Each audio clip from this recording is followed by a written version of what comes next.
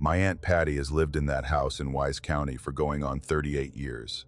She moved there with my Uncle Frank in 1986, the year they got married, into a farmhouse that Frank's grandfather had built by hand during the Depression. Frank died of a stroke in 2011, fast and sudden on a Saturday morning while he was fixing the porch railing, and Patty stayed on alone because the house was paid for, and the hollow was the only place she'd ever felt like herself. She was 71 when her hip gave out in the winter of 2023, a fall on the icy back steps that put her in the hospital in Norton for a week before they transferred her to a rehab facility in Kingsport where her daughter, my cousin Michelle, could be closer to help. The house couldn't sit empty for 6 to 8 weeks in January. Pipes would freeze. The wood stove needed feeding. The 2 outdoor cats needed someone to fill their bowls and make sure the coyotes that ran the ridge above the property didn't get bold enough to come down into the yard. Patty asked if anyone in the family could stay there while she recovered. I said I would. I was between apartments in Bristol, sleeping on a friend's couch, and the idea of having a whole house to myself for a couple of months sounded like a gift. That's what I thought it was, a gift. The house sat at the head of a holler in the southwestern corner of Wise County, about 8 miles from the nearest town, and a half-mile walk through overgrown pasture from the nearest neighbor, a man in his 80s named Clyde who raised goats and didn't own a telephone. The road in was gravel over packed dirt, narrow enough that you had to pull off into the weeds if another vehicle came the other way, which almost never happened because the road served exactly 2 properties, Patty's and Clyde's, and Clyde didn't get visitors. The house itself was a 2-story frame structure, white clapboard over hand-hewn timber, with a stone foundation and a metal roof that Frank had put on in the early 90s. The first floor had a kitchen, a living room, a bathroom, and a small bedroom off the back that Patty used as a sewing room. The second floor had 2 bedrooms and a storage closet. And above the second floor, accessed by a pull-down ladder in the upstairs hallway, was the attic. I moved in on a Tuesday, brought a bag of clothes, some groceries, my laptop, and a portable speaker for music. The house was cold when I arrived, the wood stove having gone out sometime after Patty's fall, and it took me most of the afternoon to get it going again and bring the temperature up to something livable. I chose the upstairs bedroom on the right, the one that had been Frank and Patty's, because it had the better mattress and a window that looked out over the holler toward the ridge. I unpacked, made the bed with quilts from the closet, and settled in. By evening, the house was warm and the cats had been fed, and I was sitting at the kitchen table eating canned soup and feeling, for the first time in weeks, something like peace. The first 3 nights were uneventful. I'd wake up, feed the stove, feed the cats, and spend the day reading or walking the property or doing small maintenance tasks Patty had asked me to handle. The house was quiet in the way that old farmhouses in deep hollows are quiet, not silent, because the structure itself made constant noise, creaking and popping and settling, the thermal language of old wood responding to temperature changes, but quiet in the human sense. No voices, no traffic, no music or television from a neighboring house. Just the wind and the wood and the distant sound of water running through the creek at the bottom of the property. On the 4th night, I woke up at 2 in the morning. I didn't know what had pulled me out of sleep at first. I lay there in the dark, in the big bed under the quilts, and I listened. The house was doing its usual thing, the ticking and creaking that I'd already learned to tune out. And then I heard it. Above me, on the other side of the ceiling, in the attic directly overhead, a scratching sound, slow and deliberate, like someone dragging their fingernails across the underside of the attic floorboards, not the quick, skittering scrape of an animal's claws. This was measured, controlled, a long, slow drag that lasted maybe 3 seconds, followed by silence, then another drag in the same direction. I lay there and I told myself what you tell yourself. Raccoons, squirrels, mice, animals get into attics all the time, especially in winter when they're looking for warmth. The sound was probably a raccoon shifting across the floorboards, its claws catching on the grain of the old wood. I rolled over and pulled the quilt higher and closed my eyes and tried to go back to sleep. The scratching continued for another 20 minutes. The same slow, deliberate rhythm, and then it stopped. I drifted off sometime after 3. The next night it was back. Same time, roughly, same sound, but something was different. I'd moved downstairs after dinner to read in the living room, and I'd fallen asleep on the couch. The scratching woke me, and it was directly above me. Not above the bedroom where it had been the night before. Above the living room, above whatever room I happened to be in. I lay on the couch and listened, and felt the first real thread of unease weave itself into my chest. I got up and walked to the kitchen. I stood there in the dark and listened. Silence above. I walked back to the living room. Within 30 seconds, the scratching started again, directly over my head. I walked to the sewing room. Silence. Back to the living room. Scratching. I did this 3 more times, moving between rooms and waiting, and every time I settled in one spot, the scratching found me. It tracked my position through the house with a precision that made the animal explanation impossible. No raccoon follows a person from room to room through an attic, matching their movements with a delay of less than half a minute. What Stremp there knew where I was, and it wanted to be directly above me. I didn't sleep well that night. I stayed in the upstairs bedroom with the door locked, which was irrational since the attic was above me regardless, but the locked door gave me a false sense of security that I needed. The scratching came and went in intervals, sometimes stopping for 10 or 15 minutes before resuming, always directly overhead, always with that same slow, dragging rhythm. By the 5th night, the scratching had changed. It had developed a pattern. 3 long drags, each lasting about 2 seconds, then a pause of maybe 5 seconds, then 2 short taps. Sharp, precise taps, like knuckles rapping on wood from the wrong side. 3 drags, pause, 2 taps. 3 drags, pause, 2 taps. It repeated this sequence over and over with a consistency that eliminated any remaining possibility of animal behavior. Animals don't create rhythmic patterns. Animals don't tap. Whatever was producing this sound was doing it with intention, with awareness, with the kind of deliberate repetition that communicates something, even if the message is incomprehensible. I lay in bed and listened to that pattern for 3 hours. 3 drags, pause, 2 taps. The sound was directly above the bed, never wavering from that position, fixed on me the way a spotlight fixes on a performer. I tried to decode it. 3 and 2, 3 and 2, a count, a signal, a code. I thought about Morse code, but I didn't know Morse code, and the pattern didn't seem to have the variation that Morse requires. It was simpler than that, more primal. Like someone trying to communicate with the most basic tools available, the kind of signal you'd make if you were trapped somewhere, and the only thing you could do was scratch and tap and hope that someone below you understood. On the 6th morning, I decided I'd had enough of lying in bed theorizing. I was going into the attic. The pull-down ladder was in the upstairs hallway, a wooden contraption with springs that squealed when you released the catch and unfolded it downward. I'd seen it every day, but hadn't had a reason to go up.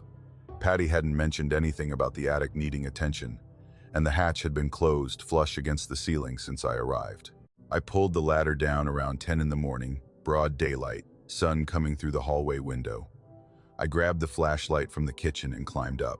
The attic was a single open space that ran the length of the house, with the roof rafters forming an A-frame overhead and the floor made of wide plank boards laid across the joists. It was cold up there, much colder than the rest of the house, and the air smelled like dust and old wood and something faintly chemical, like mothballs or preservative. The space was cluttered with the accumulated storage of decades, furniture covered in sheets, stacks of cardboard boxes marked in faded marker with labels like Christmas and Frank's Things and Kitchen Extra, old suitcases, a dressmaker's mannequin that made my heart lurch when the flashlight hit it. Everything was coated in a thick layer of gray dust that told me no one had been up here in years. I swept the flashlight across the entire space, empty of anything living. No raccoon, no squirrel, no nests, no droppings, no sign of animal habitation at all. I walked the length of the attic slowly, stepping on the joists to avoid putting my weight on the floorboards, and I checked every corner and every shadow. Nothing. The attic was exactly what it appeared to be. A storage space in an old farmhouse, undisturbed and lifeless.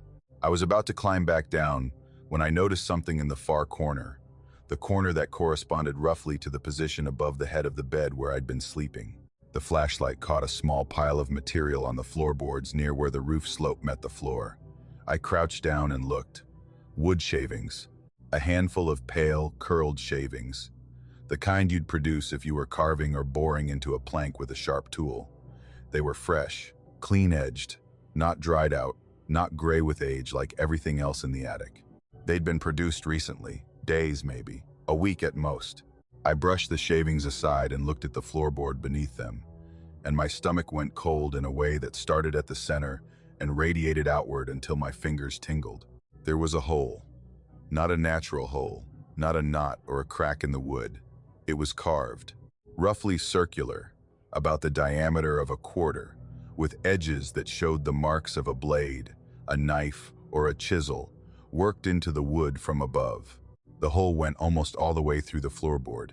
I could see the pale, unweathered wood at the bottom of the bore, and beyond it, just barely visible through the thinnest remaining layer of plank, the white surface of the bedroom ceiling below. Whoever had carved this hole had stopped about a quarter of an inch from breaking through. A quarter of an inch, the width of 2 or 3 sheets of cardboard, the difference between the attic and the bedroom, between above and below, between watching and being watched. I pressed my eye to the hole, and I could see through. Not clearly, but enough. The bedroom below was visible in a distorted circle. The bed, the quilts, the nightstand, the pillow where my head had been resting every night while the scratching happened above me. Whoever had carved this hole had been carving it from directly above my sleeping position with a precision that meant they knew exactly where I was, exactly where my face was, exactly what angle they needed to look straight down at me while I slept. The shavings were fresh, the carving was recent, but the attic showed no sign of entry or habitation, no footprints in the dust, no animal tracks, no handprints on the boxes or the sheets. Just the shavings and the hole and the terrible, impossible fact that something had been up here, working patiently and deliberately, night after night, carving a window into the floor above my bed, and had left no trace of itself except the evidence of its labor. I climbed down the ladder. I folded it back up into the ceiling. I went to the bedroom and looked up at the spot above the bed where the hole was. The ceiling was smooth and unbroken. The plaster showed nothing. From below, you'd never know it was there. But it was there. A quarter inch of wood between me and whatever had been crouching in the dark above me, scratching and tapping and carving. 3 drags and 2 taps, working through the floor with the patience of something that had no deadline and no fear of being discovered. I packed my bag in 10 minutes. I called my cousin Michelle and told her I couldn't stay in the house anymore. I didn't explain why. I said something about a work opportunity in Bristol, and she said she'd find someone else, and that was that. I drove out of the holler, and I didn't look back, and I didn't slow down until I was on the highway with the mountains behind me, and the radio turned up loud enough to drown out the memory of that sound. Patty went home 2 months later. Michelle stayed with her for the first couple of weeks, and as far as I know, the house was fine. Nobody mentioned scratching. Nobody found anything in the attic. I never told Patty what I'd found because she was 71 years old and recovering from surgery, and that house was her home, and I wasn't going to poison it with something I couldn't explain. But I think about that hole. I think about it more than I should. I think about the quarter inch of wood that was left. Not the part that had been carved away, but the part that remained. The decision to stop. Because whoever or whatever was up there hadn't broken through. It had carved for nights, patiently, deliberately, producing those rhythmic scratches and taps that I'd listened to from below, and it had stopped just short of completion. Not because it couldn't finish. A quarter inch of old pine would take minutes to breach. It stopped because it wasn't ready, or because the timing wasn't right, or because there was something about the anticipation, the almost there, the nearly finished, that was part of the point. The hole wasn't the goal. The carving was the goal. The sound was the goal. Letting me lie there in the dark and listen, and wonder, and never quite understand what was happening 6 feet above my face. And I think about what happens next. Because Patty is in that house alone now. She sleeps in that bed, in that room, under that ceiling. And the hole is still there, a quarter inch from completion, waiting for whatever made it to come back and finish what it started. One more night. That's all it would need.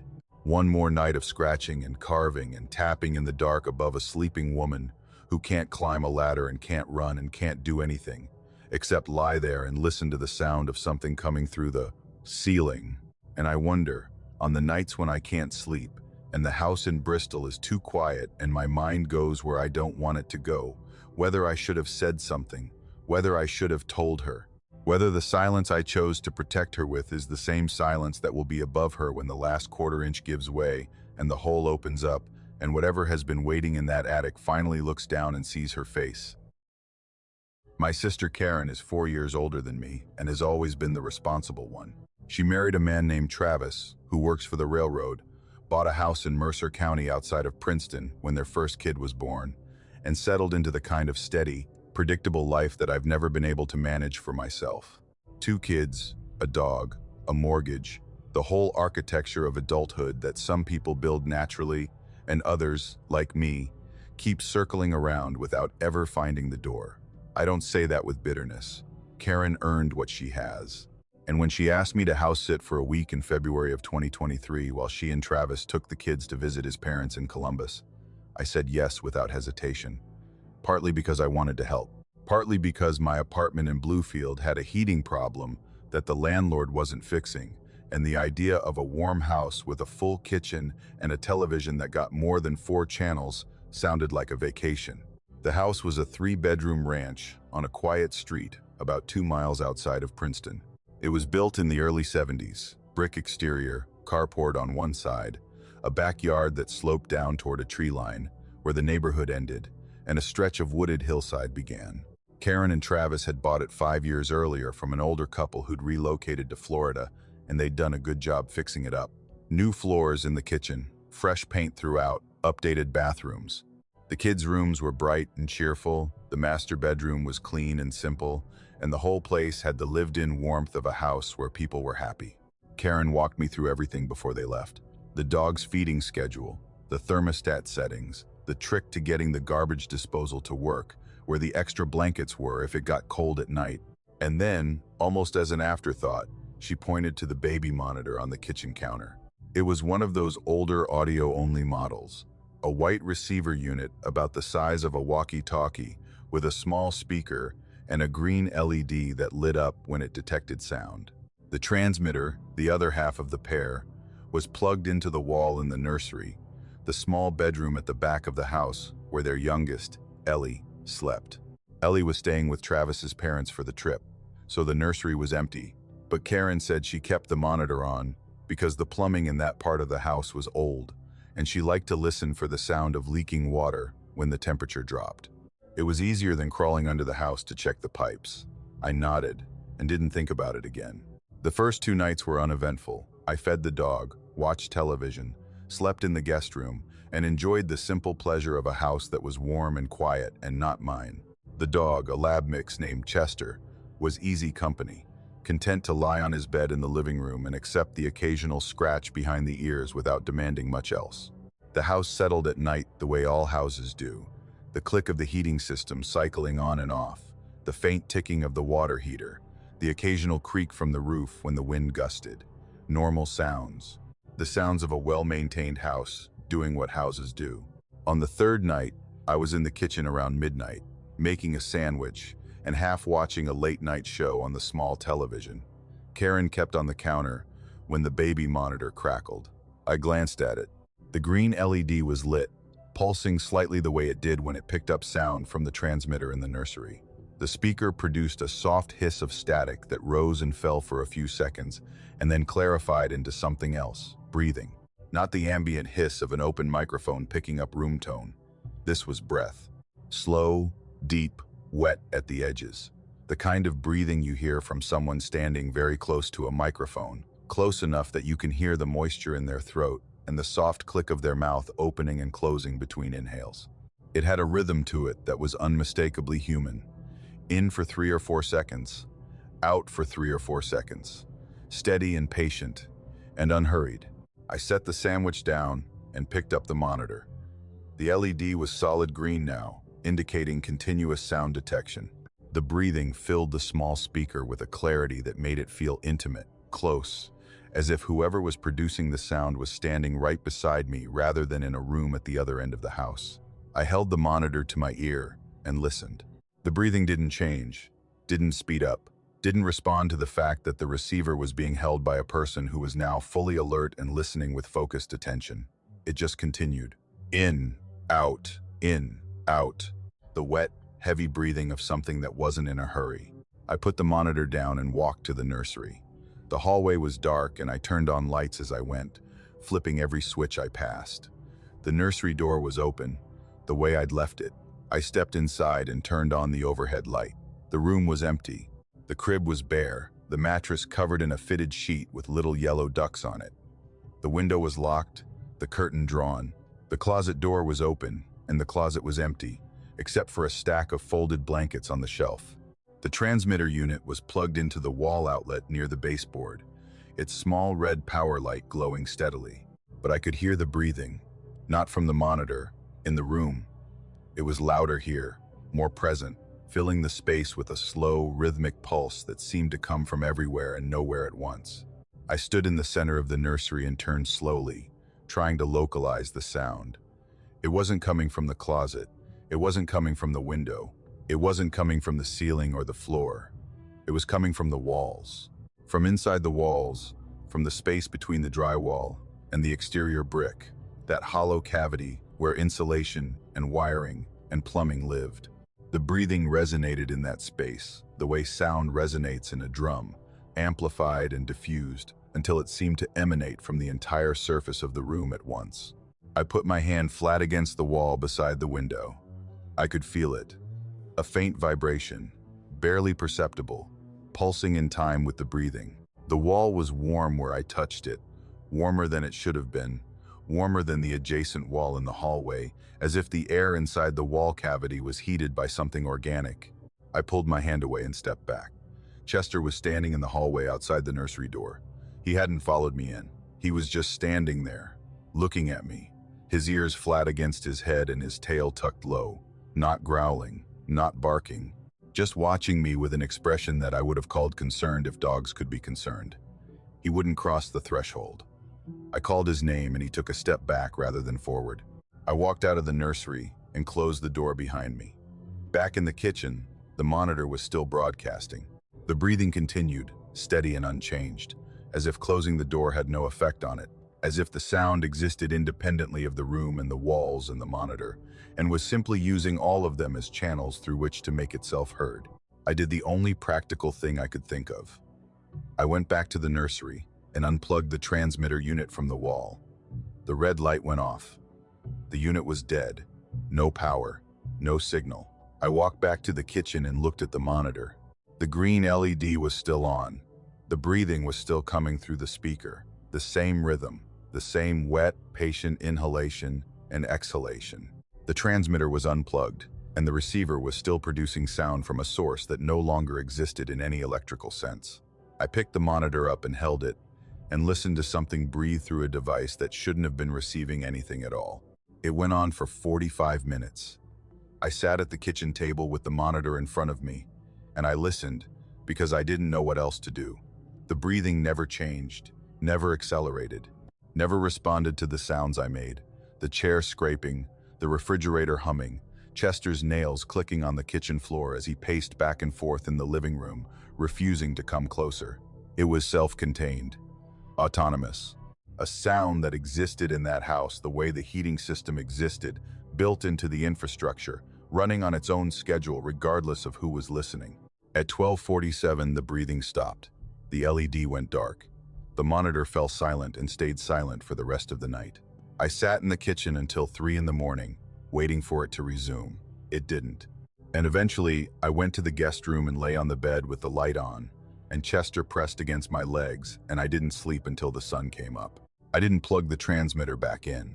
I left it on the nursery floor where I'd set it after unplugging it, and I closed the nursery door, and I didn't open it again for the rest of the week. The monitor stayed silent on the kitchen counter. Chester stayed out of the hallway near the nursery, and I stayed in the guest room with every light on and the television playing at a volume that filled the house with human voices that belonged to the living. When Karen and Travis came home, I helped them unload the car and played with the kids and ate dinner with the family and waited until the children were in bed before I told Karen what had happened. I kept it simple. The monitor picked up breathing. The nursery was empty. The transmitter was unplugged, and the sound continued. Karen's face didn't do what I expected. She didn't look confused. She didn't look skeptical. She looked at the kitchen counter where the monitor sat, and her expression settled into something I can only describe as resignation. The quiet, tired acceptance of someone hearing confirmation of something they already knew. She told me the previous owners had a son, a boy who died in that room. She didn't say how. She didn't offer details, and I didn't ask. She said the monitor had picked up sounds before. Not every night, not on a schedule, but sometimes, usually in the winter, usually after midnight, the monitor would activate and produce sounds from the nursery that didn't have a source. Breathing. Sometimes what sounded like a small voice, not words, just the tonal quality of a child making sounds in the dark. She said she'd learned not to listen after midnight. She said she just turned the monitor off before bed and dealt with the plumbing checks in the morning. She said it the way you say things you've practiced, calmly and clearly, with the edges smoothed down from repetition. I asked her why she hadn't told me before I stayed there. She looked at me for a long moment, and then she said, because if I told you, you wouldn't have stayed. And she was right. I wouldn't have. And the thing that keeps me awake some nights isn't the breathing itself, though that was bad enough. It's the fact that my sister, my responsible, steady, sensible sister, puts her 2-year-old daughter to sleep every night in a room where something breathes in the walls after midnight. And she deals with it the way mountain people deal with everything that can't be fixed or explained. She closes the door, she turns off the monitor, and she doesn't listen. Because listening means acknowledging. And acknowledging means the room where her daughter sleeps isn't just a nursery. It's a place where the walls remember a child who was there before. And whatever is left of that child hasn't figured out how to stop breathing yet. The transfer came through in October of 2022. I'd been working equipment maintenance for a coal company out of Logan for about 3 years when they offered me a position at a mine site south of Pineville in Wyoming County. Better pay, better hours. A site manager who had a reputation for running a clean operation. The catch was the commute. Logan to Pineville was over an hour each way on mountain roads, and the shift schedule meant I'd be making that drive in the dark both directions for half the year. So I started looking for a rental closer to the site. The house I found was on a dead-end road about 6 miles outside of Pineville, a small 3-bedroom bungalow built sometime in the 60s, with vinyl siding and a metal roof, and a chain-link fence around a yard that backed up to state forest. The road served maybe 4 other houses, all of them spaced far enough apart that you couldn't see your neighbors unless you walked to the end of the driveway and looked. Beyond the fence, the forest started immediately, a dense mix of oak and hickory and poplar that climbed the hillside behind the house and extended for miles into publicly owned woodland where nobody lived and nobody went except the occasional hunter in deer season. The landlord was a man named Prater. He lived in Mullins and managed a handful of rental properties across the county. He was maybe 60, thin and weathered, with the quiet, careful demeanor of a man who had spent his life in these mountains and had learned that most things didn't need to be said out loud. He met me at the house to hand over the keys and walk me through the basics. Water heater, breaker panel, thermostat. He showed me where the propane tank was and how to read the gauge and told me to call him if anything major broke. He was efficient and polite and didn't waste words. But when he handed me the keys at the front door, he paused. He looked at me with an expression that I interpreted at the time as concern, but that I've since reconsidered as something closer to obligation. Lock the doors before dark, he said. Every door, every night. I nodded. I assumed he was talking about the usual rural concerns, break-ins, animals, the kind of opportunistic trouble that finds empty-looking houses on dead-end roads. He held my eyes for a beat longer than felt natural, and then he wished me well and drove away. I moved in that weekend. The house was clean and functional, and unremarkable in every way. 3 bedrooms, 1 bathroom, a kitchen with a gas stove, a living room with a window that looked out at the yard and the fence and the tree line beyond. I set up in the largest bedroom, unpacked my things, and settled into the routine of a new place. Wake up, drive to the site, work the shift, drive home, eat, sleep. The house was quiet, and the road was quiet, and the forest behind the property was quiet in the way that forests are quiet when they're big enough to absorb every sound that enters them. I locked the doors every night, not because of Prater's warning specifically, but because I'd always been in the habit. Front door, back door, side door off the kitchen, deadbolt and knob lock on each. I'd do a circuit before bed, testing each one and then turn off the lights and go to sleep. On the third morning, I woke up and went to the kitchen to make coffee. The back door was unlocked. The deadbolt was in the open position, and the knob turned freely. I stood there looking at it and felt that particular confusion that comes when your memory conflicts with physical evidence. I'd locked it. I remembered locking it. I remembered the feel of the deadbolt turning under my thumb and the click it made when it seated. But the door was unlocked and there was no getting around that. I told myself I'd been tired, that I'd thought I'd locked it but hadn't fully engaged the bolt, that the mechanism was old and maybe the throw didn't catch properly unless you applied extra pressure. That night I locked it deliberately. I stood at the back door and turned the deadbolt slowly, watching it extend into the strike plate, and then I tested the knob to make sure it was secure. I did the same for the front and side doors. I went to bed certain. In the morning, the back door was unlocked again. Deadbolt retracted, knob turning freely. Same as before. I checked the other doors. Locked. Only the back door had been opened. I went outside and looked at the back porch and the yard. Nothing. No footprints in the frost that had settled on the grass overnight. No signs of disturbance. The gate in the chain-link fence was still latched. The tree line stood silent and indifferent, 50 feet beyond the fence. Over the next week, I developed a system. I'd lock every door, then photograph each deadbolt with my phone to confirm the position. In the morning, I'd check. The back door was unlocked every single time. After the 5th night, the side door started unlocking too. After the 7th, the front, all 3 doors, every morning, deadbolts retracted, knobs turning freely, the house standing open to the outside while I slept. I installed a chain lock on the back door, the kind that you engage from the inside, a simple brass chain on a slide that can only be operated by someone standing in the kitchen. I put it on myself, drilled the screws into the frame, tested it a dozen times. That night I locked the deadbolt, locked the knob, and slid the chain into its slot. I stood there and looked at it, 3 layers of security on a single door. Whatever was happening, whether it was a faulty mechanism or my own sleep-addled confusion or something else entirely, the chain would tell me the truth. You can't open a chain lock from the outside. It's physically impossible without cutting the chain. In the morning, the chain was hanging loose. The slide was open, the chain dangling against the door frame, and the deadbolt and knob lock were both in the unlocked position. 3 locks defeated in a single night by something that either had access to the inside of my house or could manipulate hardware from the other side of a closed door. I stood in the kitchen in my underwear and bare feet, and I looked at that chain hanging there, and I felt something shift in my understanding of the situation. This was not a faulty lock. This was not a mistake. Something was opening my doors at night, and it was doing it from inside. I bought a camera the next day. A simple trail camera, the kind hunters use, with a motion sensor and infrared night vision.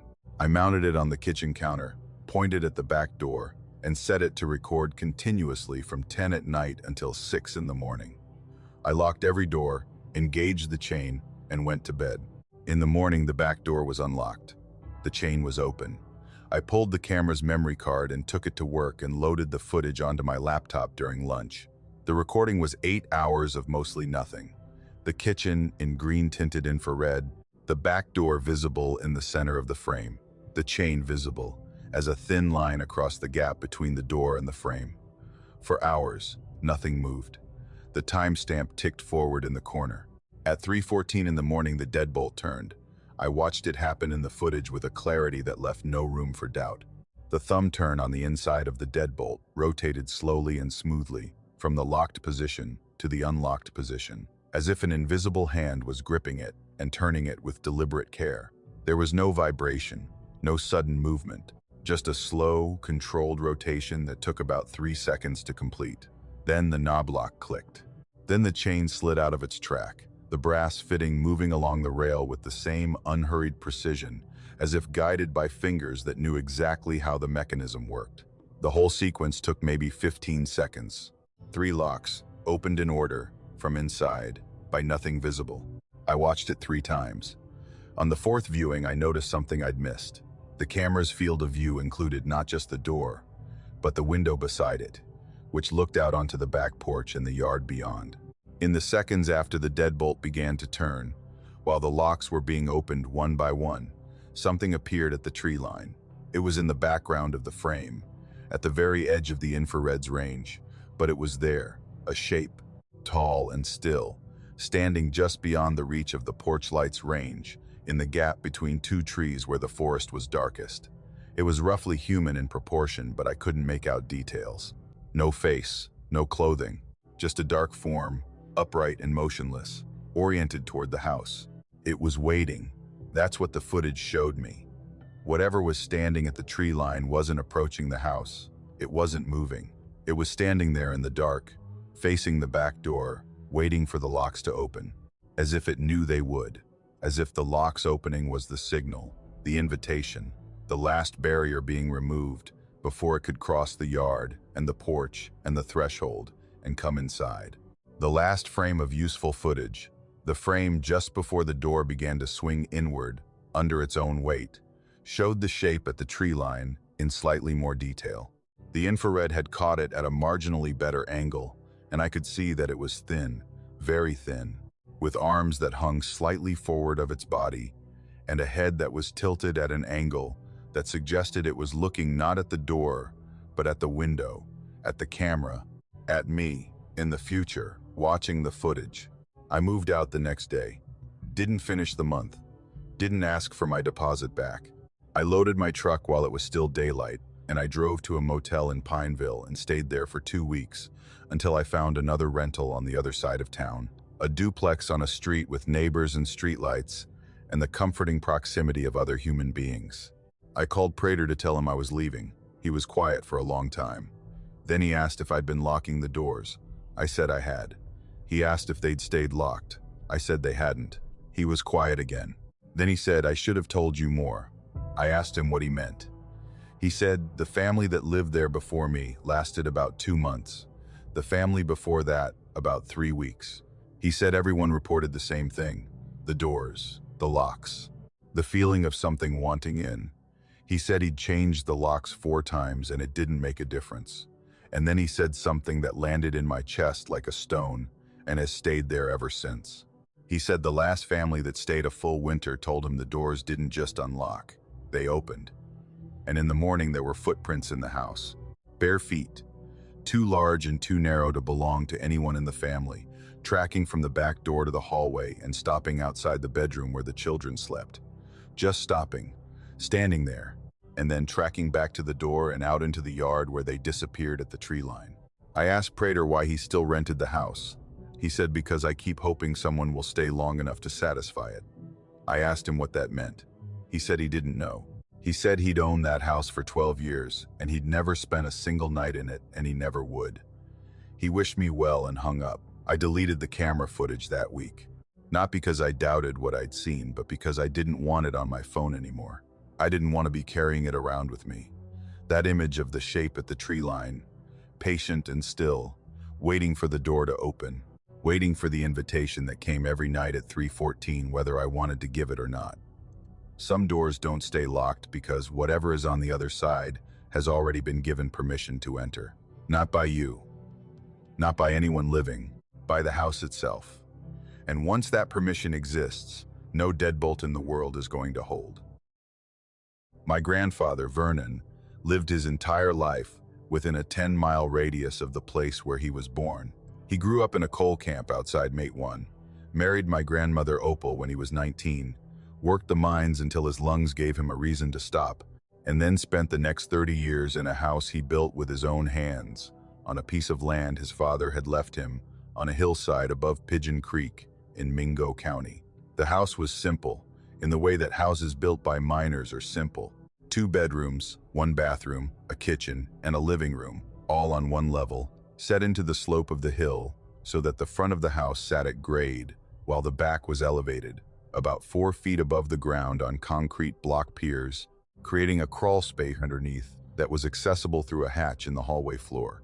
Vernon lived there alone after my grandmother passed in 2014, and he died there in the fall of 2023, found in his recliner by a neighbor who noticed the mail piling up.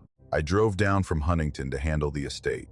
I was the only grandchild who lived close enough and had the schedule flexibility, which in practice meant I was between jobs and had nothing better to do. The house needed to be cleared out, the utilities dealt with, the property assessed for whatever value it held. The lawyer in Williamson said it would take a couple of weeks to get through the paperwork, and rather than drive back and forth every day, I decided to stay at the house. It was still furnished, still had power and water, and despite the circumstances, it felt right to be there. Vernon and I had been close when I was younger. I'd spent summers in that house as a kid, playing in the creek and helping him in the garden, and falling asleep to the sound of the whippoorwills that lived in the woods above the property. Staying there felt like a way of saying goodbye that a funeral couldn't accomplish. The house was smaller than I remembered. Memory has a way of inflating the spaces of childhood, turning modest rooms into grand ones, and returning to Vernon's house as an adult reduced it to its true dimensions. The kitchen was barely big enough for a table and 2 chairs. The living room held a recliner, a couch, and a television on a stand, and that was all it could manage. The bedrooms were just big enough for a bed and a dresser each. The hallway that connected them was narrow and dark, with hardwood floors that had been worn smooth by decades of the same feet walking the same path. And in the center of the hallway floor, set flush with the boards, was the hatch, a 2-foot by 3-foot panel of plywood, hinged on one side, with a recessed handle that you pulled to lift it up and reveal the crawl space below. The crawl space had fascinated me as a child, and terrified me in equal measure. It was a dark, dirt-floored cavity about 3 feet high at its tallest point, supported by the concrete block piers and enclosed by the foundation walls on 3 sides with the hillside forming the 4th. Vernon used it for storage, keeping tools and spare lumber and the occasional piece of equipment down there, accessible through the hatch. As a kid, I'd lie on the hallway floor and peer down into the darkness and dare myself to go in. I never did.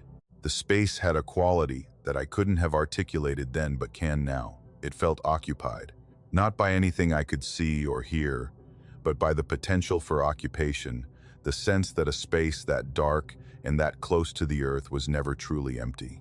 When I arrived, the first thing I did was close the hatch. It was open about halfway, propped up on its hinge, revealing the square of darkness below. Maybe Vernon had left it that way. Maybe the neighbor who found him had opened it while checking the house. Either way, I lowered it flat and made sure it was flush with the floor, and went about the business of settling in. I chose the guest bedroom, the smaller of the 2, because sleeping in Vernon's bed felt like a boundary I wasn't ready to cross. I made the bed with fresh sheets from the linen closet, plugged in my phone on the nightstand, and spent the first evening going through kitchen drawers and closets, sorting Vernon's possessions into categories. Keep, donate, discard. The taxonomy of a life reduced to objects. The first 4 nights were quiet. I worked during the days, boxing things up and meeting with the lawyer and making phone calls to utility companies and insurance agents. In the evenings, I'd eat something simple, watch whatever came through on the television, and go to bed around 10. The house made its noises. The water heater ticked. The floor popped in the cold. The wind moved against the siding on the uphill side where the house met the slope. Normal sounds, familiar sounds. I slept well. On the 5th night, I woke up at 3 in the morning. I don't know what woke me. There was no loud sound, no sudden change. I simply opened my eyes and was fully awake in a way that felt involuntary, as if my body had registered something that my conscious mind hadn't processed yet. I lay on my back in the dark and I listened. The room was quiet. The house was quiet. And then I heard it, a sound that I didn't recognize at first because it was so close and so low that it blended with the ambient noise of the house, the way a heartbeat blends with silence when you're lying still. It was rhythmic, organic, a slow rise and fall that took me a full minute of focused listening to identify. Breathing, deep, measured breathing, the kind that comes from a chest expanding fully and releasing slowly. And it was coming from directly beneath me, not from the floor in the general sense, not from the walls or the crawl space as a whole, from the narrow space between the mattress and the hardwood floor, from directly below the bed where I was lying. I stopped breathing myself. I held my breath and listened. The sound continued, undeniable now that I'd identified it. In, out, slow and deep, with a wetness at the edges that suggested an open mouth. The kind of breathing you do when you're lying on your back and your throat is relaxed and the air moves through an unrestricted passage. I could feel it. That's what made my blood go cold. I could feel the faintest vibration through the mattress, transmitted through the bed frame and the floor, a subtle pulse that matched the rhythm of the breath, like a bass note played through a speaker positioned directly under my body. Not loud, not dramatic, just there. A physical confirmation of something that every rational instinct in me was trying to deny. I didn't move. I lay perfectly still with my eyes open and my fists clenched at my sides, and I listened to something breathe beneath me for 20 minutes. I counted in my head. 1,200 seconds of breathing that was not my own, rising through the floor and the frame and the mattress, with a patience that suggested it had been doing this for much longer than I'd been awake to hear it. Maybe all night, maybe every night, maybe since I'd arrived. At 20 minutes, I couldn't take the stillness anymore. The paralysis broke and I rolled off the bed in a single motion, hit the floor on my feet, and slapped the light switch on the wall. The overhead light came on, harsh and yellow, flooding the room. I dropped to my knees and looked under the bed. The space between the floor and the bed frame was about 8 inches. Dust, a power strip, the edge of a suitcase I'd pushed under there. Nothing else. No source for the sound. No animal, no person. Nothing. I checked the room, the closet, behind the dresser, the window, which was locked. I stood in the center of the room and listened. Silence. The breathing had stopped the moment the light came on, or the moment I'd moved, or both. The room was just a room now, small and bright, and holding nothing but furniture and the smell of old carpet. I walked into the hallway, and I stopped. The hatch was open, not all the way, about 6 inches, just enough to create a gap of darkness in the hallway floor, a slot of black that looked up at me from the center of the house. I had closed it. I had closed it 5 days ago, and I hadn't opened it since. I'd walked over it multiple times a day, and it had been flat and flush with the floor every single time. Now it was open, lifted slightly on its hinge, and from the darkness below I could feel a draft of cool, earth-scented air rising through the gap. The smell of dirt and stone and moisture, and something else, something faintly organic, like the smell of a body that has been in a confined space for a long time. I got the flashlight from the kitchen. The big one, the heavy mag light that Vernon kept in the drawer beside the stove. I came back to the hatch and I pulled it open all the way, and I pointed the beam down into the crawl space. Dirt floor, concrete piers, the underside of the floor joists above, rough-cut lumber dark with age. Vernon stored items along the far wall, tools and wood and a coil of garden hose. The beam swept across the space and found nothing living. But I moved the light slowly back toward the area directly below the bedroom, the spot that corresponded to the position of the bed above, and I saw something that made me sit back on my heels and close my eyes. There was a depression in the dirt. Not a footprint, not a handprint, a body print. The full outline of a human form pressed into the soft earth, as if someone had been lying flat on their back in the dirt beneath the floor, arms at their sides, legs together, face up. The impression was deep enough and defined enough that I could see the shape of the shoulders, the curve of the hips, the indentation where the back of a head had rested against the ground. Whoever had made that impression had been lying there for a long time, long enough to compress the soil into a mold of their body, long enough that the earth had accepted their weight and shaped itself around them the way water shapes itself around a stone. And the impression was directly below the bed, directly below the mattress, directly below the spot where I'd been lying when I heard the breathing. Whoever had been down there had positioned themselves in exact alignment with my body above, separated by 3 feet of air and 6 inches of hardwood, lying in the dark beneath the house, and breathing up through the gaps in the floorboards with a patience that didn't belong to anything that needed to hurry. I closed the hatch. I nailed it shut. 4 16-penny nails driven through the plywood and into the floor joists, one in each corner. I did it at 3:30 in the morning with a hammer from Vernon's toolbox and the wild, focused energy of a person who has discovered that the barrier between themselves and something terrible is thinner than they ever imagined. I didn't sleep the rest of that night. I sat in the living room with every light on and the television playing and Vernon's old shotgun across my knees. Not because I thought a gun would help, but because holding it made me feel like I had some measure of control over a situation that had stripped me of all control. In the morning, I drove to Williamson and told the lawyer I'd be handling the rest of the estate remotely. I didn't go back to the house.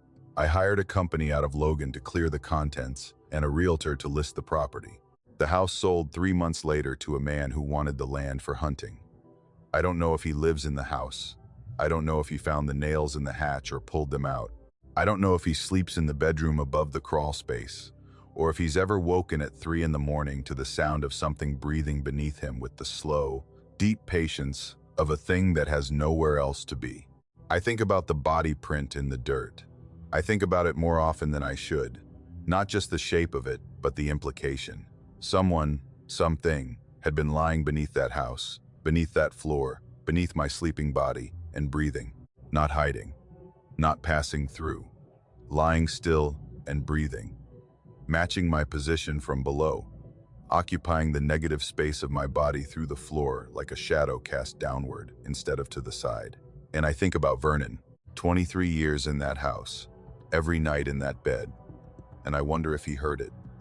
I wonder if he knew. I wonder if that's why the hatch was open when I arrived. If he'd been going down there, checking the dirt, looking at the impression, and understanding that whatever left, it was still coming back, still lying beneath him in the dark, still breathing through the boards. And I wonder if the impression in the dirt was always the same shape, or if it changed. If it grew longer when Vernon grew older. If it grew thinner when Vernon lost weight in his final years. If it matched him, precisely, the way a shadow matches the body that casts it. And if it's still down there now, in the dark beneath the empty house, shaped like no one, waiting to be shaped like someone again. The cabin was my advisor's idea. Dr. Henson had been pushing me for months to find somewhere quiet to finish my thesis. A comparative analysis of folk narratives in Central Appalachian communities that I'd been working on for 2 years and had stalled on repeatedly due to what she diplomatically called distraction and what I privately called paralysis. The writing wasn't coming. Every time I sat down at my desk in my apartment in Morgantown, the noise of the building and the street and the constant low hum of other people's lives would seep through the walls and scatter whatever fragile concentration I'd managed to build. Doctor, Henson said I needed isolation. She said the best academic work she'd ever done was in a cabin in Maine, where the nearest human being was a lighthouse keeper 3 miles away. She said the silence would force the words out. She was half right.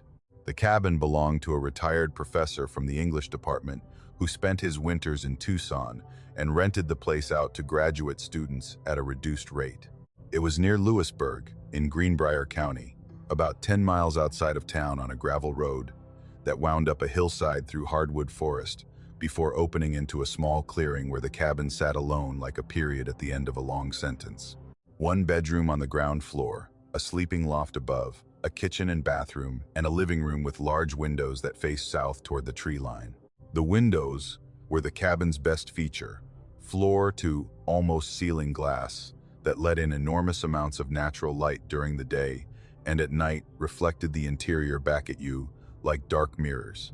The nearest neighbor was a cattle farm about 1.5 miles down the road. No cell signal, no internet. A landline phone on the kitchen wall that connected to the outside world with the tenuous reliability of rural copper wire. I moved in on a Sunday in early November.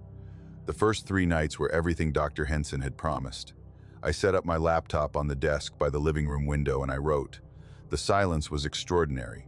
Not the dead silence of a soundproofed room, but the living silence of a mountain clearing at night, layered with wind and distant water, and the occasional call of an owl from the ridge above the property. I worked from early afternoon until well past midnight, the words coming with a fluency that I hadn't experienced in months. I ate simple meals. I slept deeply in the downstairs bedroom. I felt, for the first time in a long time, like I was doing what I was supposed to be doing. On the 4th night, I was at the desk around 11, deep into a section about death omens in Pocahontas County oral histories, when I glanced up from the screen. It was an involuntary movement, the kind of reflexive shift of attention that happens when your peripheral vision registers something that your conscious mind hasn't yet processed. I looked up at the window in front of me, the large south-facing glass that during the day showed the clearing and the tree line and the hillside beyond. At night, with the interior lights on, It mostly showed my own reflection and the dim shapes of the room behind me. But tonight, it showed something else. A shape, standing outside the glass, maybe 6 feet from the window, in the tall grass that grew between the cabin and the tree line. It was dark, darker than the night behind it, and it was perfectly still. Backlit by a half moon that hung above the ridge, I could see the outline clearly.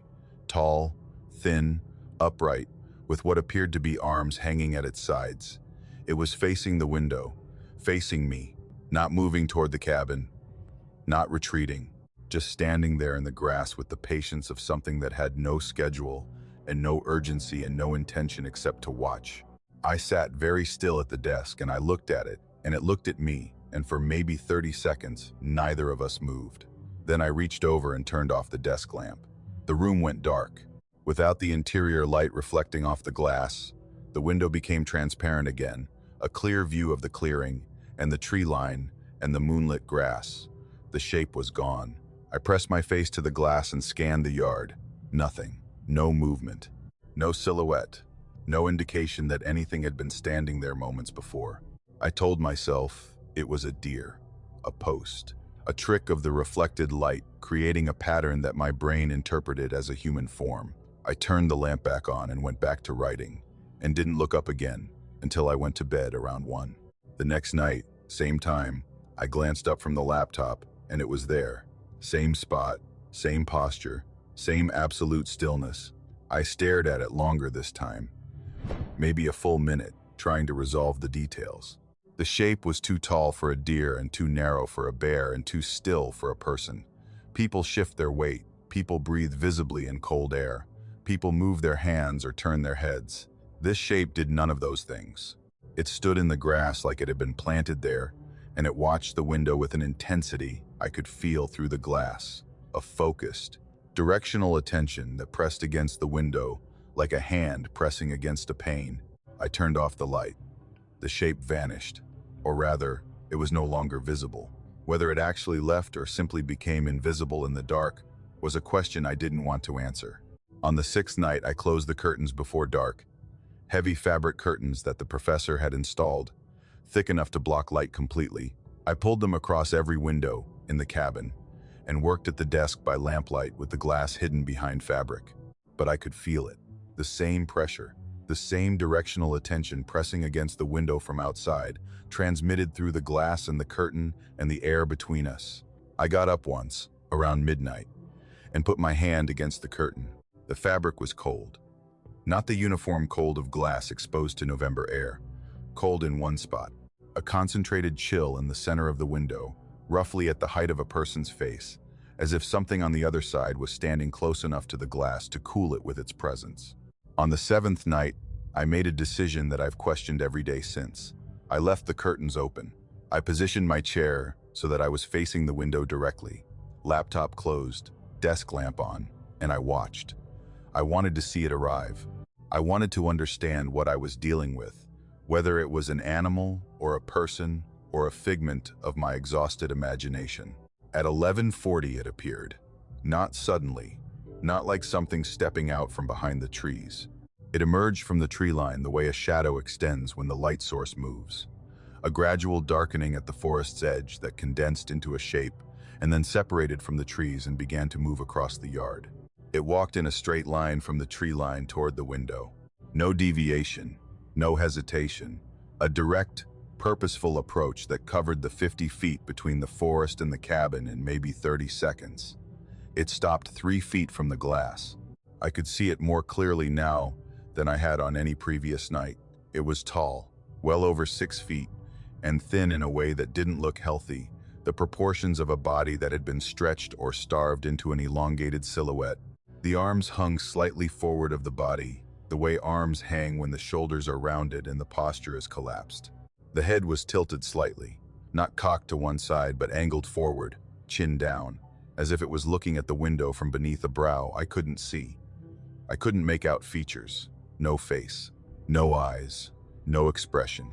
Just the outline, the form, the unmistakable shape of something that had once been, or still was, or wanted to be human. It stood there for 2 hours. I sat at my desk, and it stood outside my window, and we watched each other across 3 feet of glass and the entire distance between whatever world it inhabited and whatever world I thought I was safe in. It didn't move. Not a shift of weight, not a tilt of the head, not the faintest adjustment of posture. For 2 hours, it maintained a stillness that no living body could sustain, the kind of absolute motionlessness that belongs to objects rather than organisms, to statues and trees and things that don't have muscles that fatigue or lungs that expand. I didn't sleep. I sat at that desk until the sky began to lighten behind the ridge and the first gray wash of dawn crept across the clearing. As the light changed, the shape didn't retreat. It didn't dissolve. It simply became less visible as the contrast between its darkness and the surrounding darkness diminished, fading into the growing light the way a shadow fades when the sun reaches it. By the time the clearing was fully lit, it was gone. But it had left something behind. I went outside in the morning light, coffee in hand, and walked to the spot where it had been standing. The ground beneath the window was soft from recent rain, the kind of dark mountain soil that holds impressions clearly. I expected footprints. What I found was worse. There were no footprints. There were knee prints. 2 deep, oval depressions in the soft earth, positioned side by side about a foot apart, directly below the window. The impressions were deep, sunk 3 or 4 inches into the soil, with the compressed texture that comes from sustained weight bearing down over a long period. Whatever had been outside my window hadn't been standing. It had been kneeling. The shape I'd seen silhouetted against the moonlight, tall and thin and upright, had been the upper body of something on its knees, which meant the full height of whatever it was extended well beyond what I'd estimated. If it had been standing, it would have been enormous. But it wasn't the size that kept me rooted to that spot in the morning light, staring at the impressions in the dirt. It was the depth.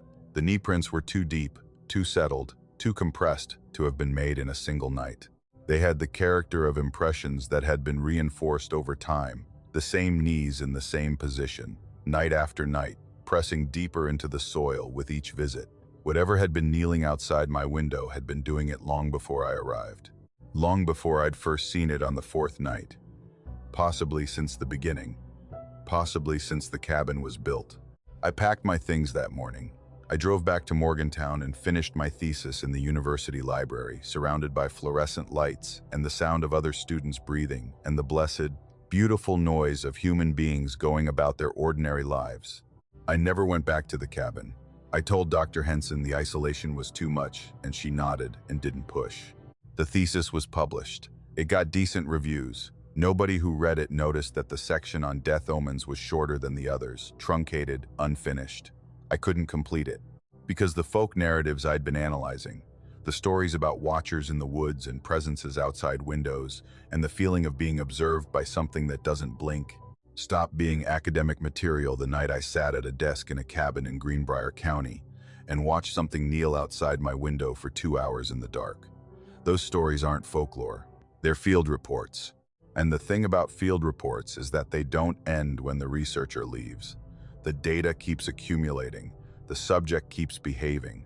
The knee prints keep getting deeper in the soft ground, beneath a window that looks into a room where the desk lamp is off and the chair is empty and the laptop is closed, and whatever kneels there in the dark is still watching, still waiting, still patient, because it was there before me, and it will be there after. And the only thing that's changed is that now it knows what it looks like from the other side of the glass.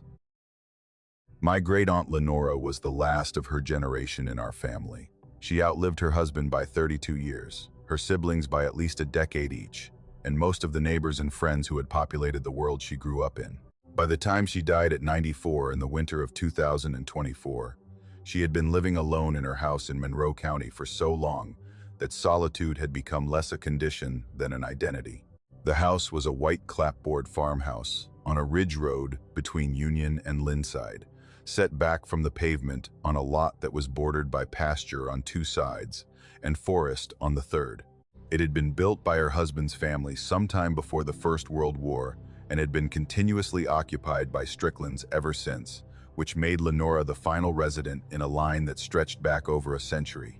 I inherited the house because I was the only one who wanted it. My parents were settled in Roanoke. My brother lived in Charlotte. My cousins had scattered across the mid-Atlantic, in the way that mountain families scatter when the economics of staying no longer outweigh the pull of opportunity elsewhere. Nobody wanted a farmhouse in Monroe County that needed a new roof and hadn't been updated since the Carter administration. But I was 28 and working remotely as a freelance copy editor, and the idea of living rent-free in a house with good bones and a view of the Alleghenies was appealing enough to override the practical concerns. I moved in 3 weeks after the funeral, bringing a carload of belongings into a house still furnished with everything Lenora had owned. She had been a collector in the quiet way that people of her generation were, accumulating objects not for their value but for their permanence. The house was full of things that had been in the same position for decades. Dishes in the china cabinet that hadn't been used since the 70s. Framed photographs on every wall, the glass clouded with age. Rugs that had worn through in the high-traffic areas and been repaired with stitching that was itself decades old. And in the hallway, standing against the wall between the parlor and the kitchen like a sentinel, the grandfather clock. It was a tall case clock, maybe 7 feet, built from dark walnut with a glass-fronted pendulum cabinet and a painted face that showed Roman numerals, and a moon phase dial that had been stuck on a waxing crescent for as long as anyone could remember. The pendulum was a brass disc, the size of a saucer, hanging motionless behind the glass. The hands were frozen at 4:17, the minute hand between the 3 and the 4, the hour hand just past the 4. According to my mother, who had heard it from Lenora, the clock had stopped working sometime in the late 80s. Nobody knew exactly when or why. Lenora had never had it repaired. She simply left it where it was, a tall, dark shape in the hallway that you walked past a dozen times a day without thinking about, the way you stop thinking about any fixture that's been in the same place long enough to become invisible. I left the clock alone when I moved in. It felt like part of the house in a way that the other furniture didn't. Moving it would have been like removing a wall or filling in a window, a structural change that would alter the character of the building in a way I wasn't prepared to authorize. So it stood there in the hallway, silent and still, and I walked past it every day and gave it no more thought than I gave the floorboards or the door frames.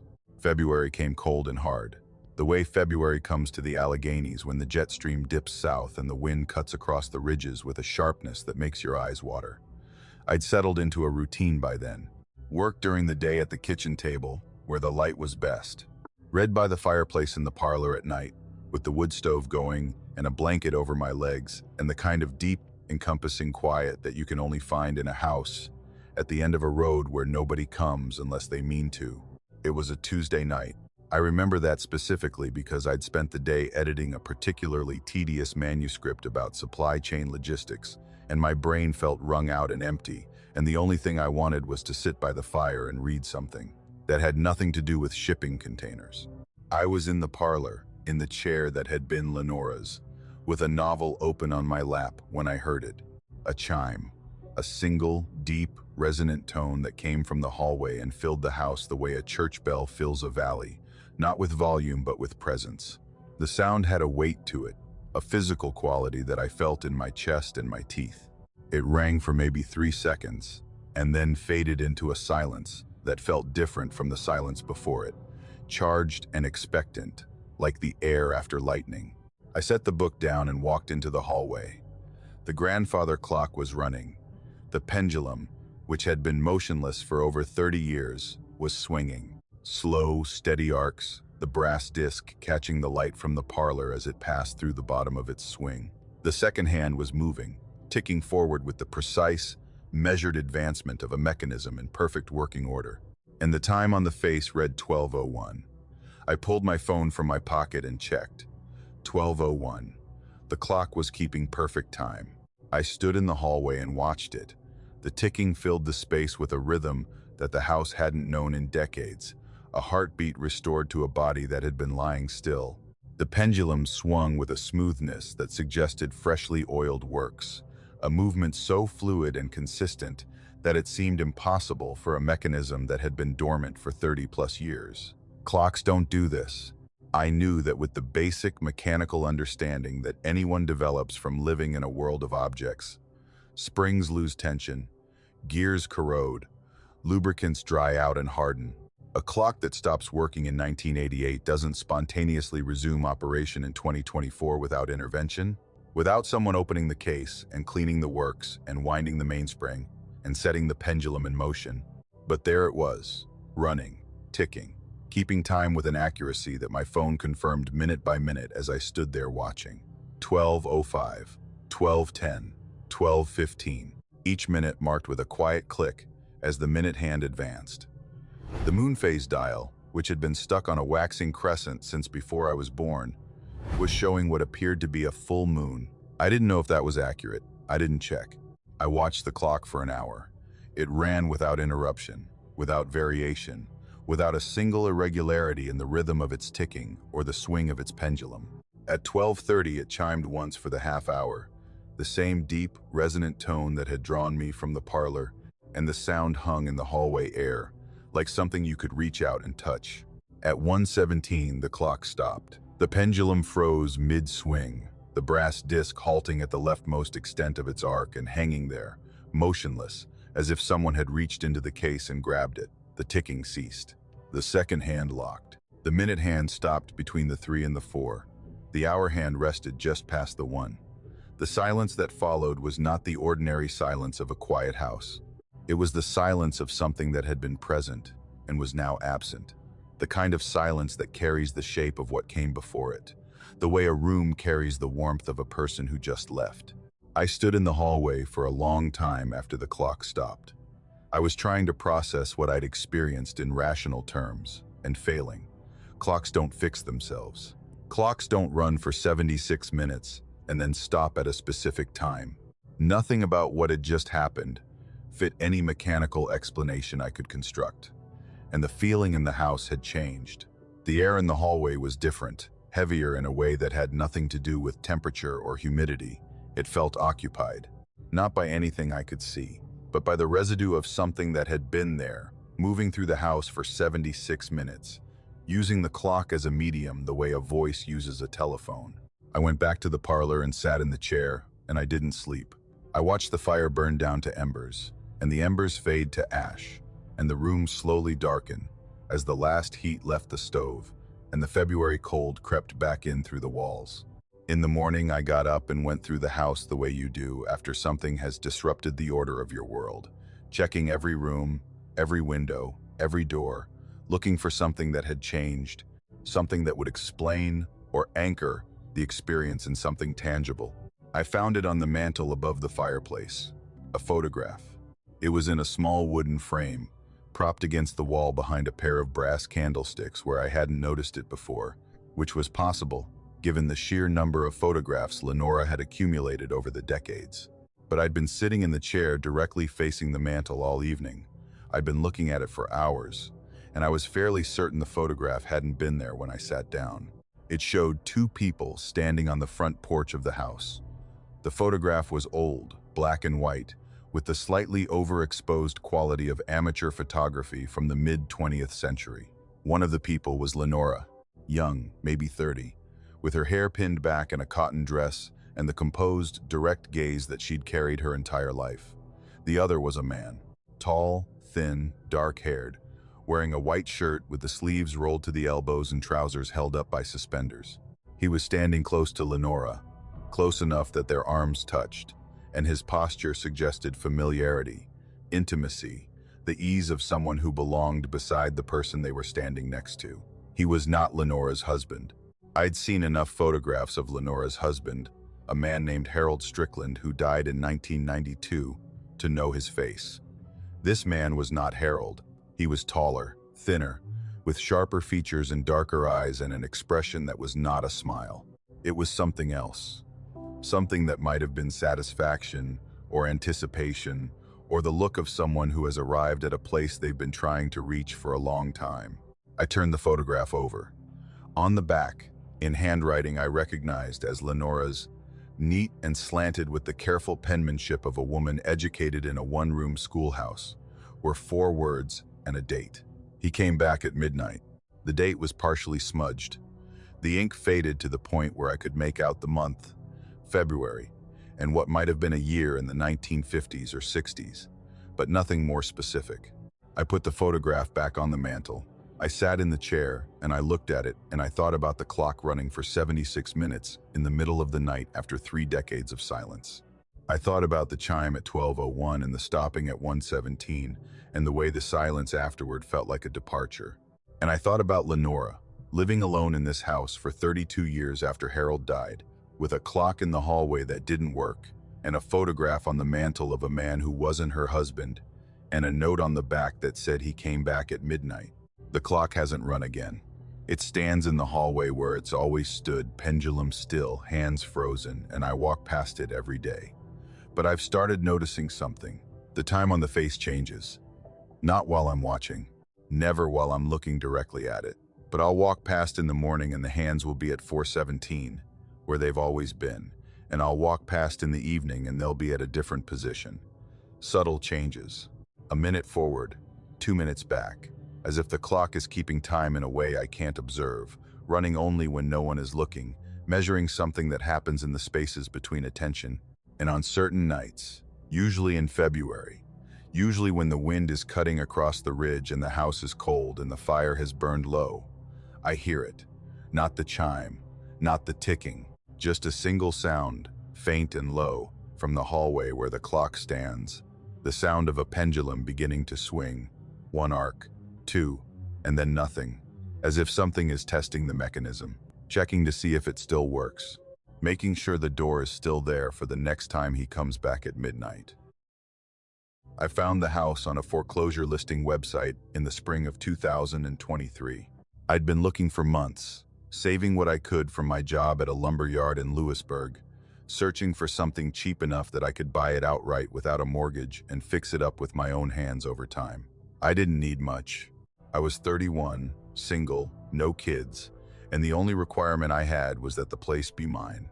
After years of renting apartments and rooms in shared houses, where the landlord's rules governed every decision from paint color to pet ownership, I wanted a door I could walk through and know that everything on the other side belonged to me.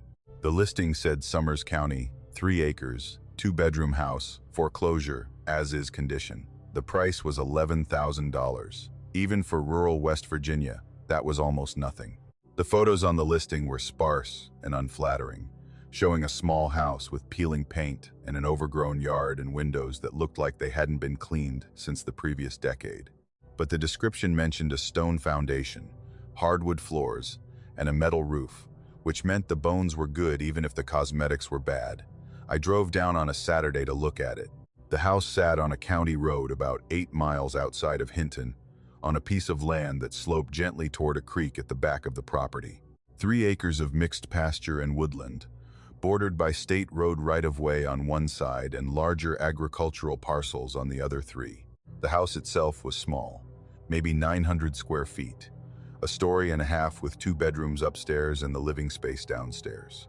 It had been built sometime in the 40s, based on the construction style, balloon frame, with stone foundation walls that extended about 4 feet above grade to form a partial cellar beneath the main floor. The paint was gone on the south side, the porch sagged, and the yard was knee-high with weeds. But the roof was intact. The foundation was dry, and when I pushed open the front door and walked through the rooms, the floors were level and the walls were plumb, and the structure felt solid in the way that well-built houses feel solid, even when everything cosmetic has fallen apart. I bought it, paid cash at the courthouse, and had the deed recorded that same week. I moved in with a sleeping bag, a camp stove, a toolbox, and the unearned confidence of a man who believed that hard work and YouTube tutorials could compensate for a complete lack of renovation experience. The first 2 weeks were consumed by the upstairs. I stripped wallpaper, pulled carpet, patched plaster, and replaced the wiring in both bedrooms with the help of an electrician from Hinton who owed a favor to a friend of a friend. I worked from dawn until I lost the light, eating sandwiches and canned food and sleeping on the floor in my sleeping bag with the particular satisfaction of a man who is tired for the right reasons. I didn't go into the cellar during those first 2 weeks. The door was in the kitchen, a heavy wooden slab set into the stone foundation wall, and it was swollen shut. The wood expanded from moisture to the point where the latch barely engaged, and the frame gripped the door on all sides like a fist. I had other priorities. The cellar could wait. I assumed it was a dirt-floored storage space common to houses of this era, useful eventually for keeping tools or canned goods, but not essential to the immediate work of making the upstairs livable. On the 15th day, I decided to open it. I'd finished the major upstairs work and was moving on to the kitchen, and I needed to assess the cellar for moisture issues that might affect the floor above. I put my shoulder against the door and pushed.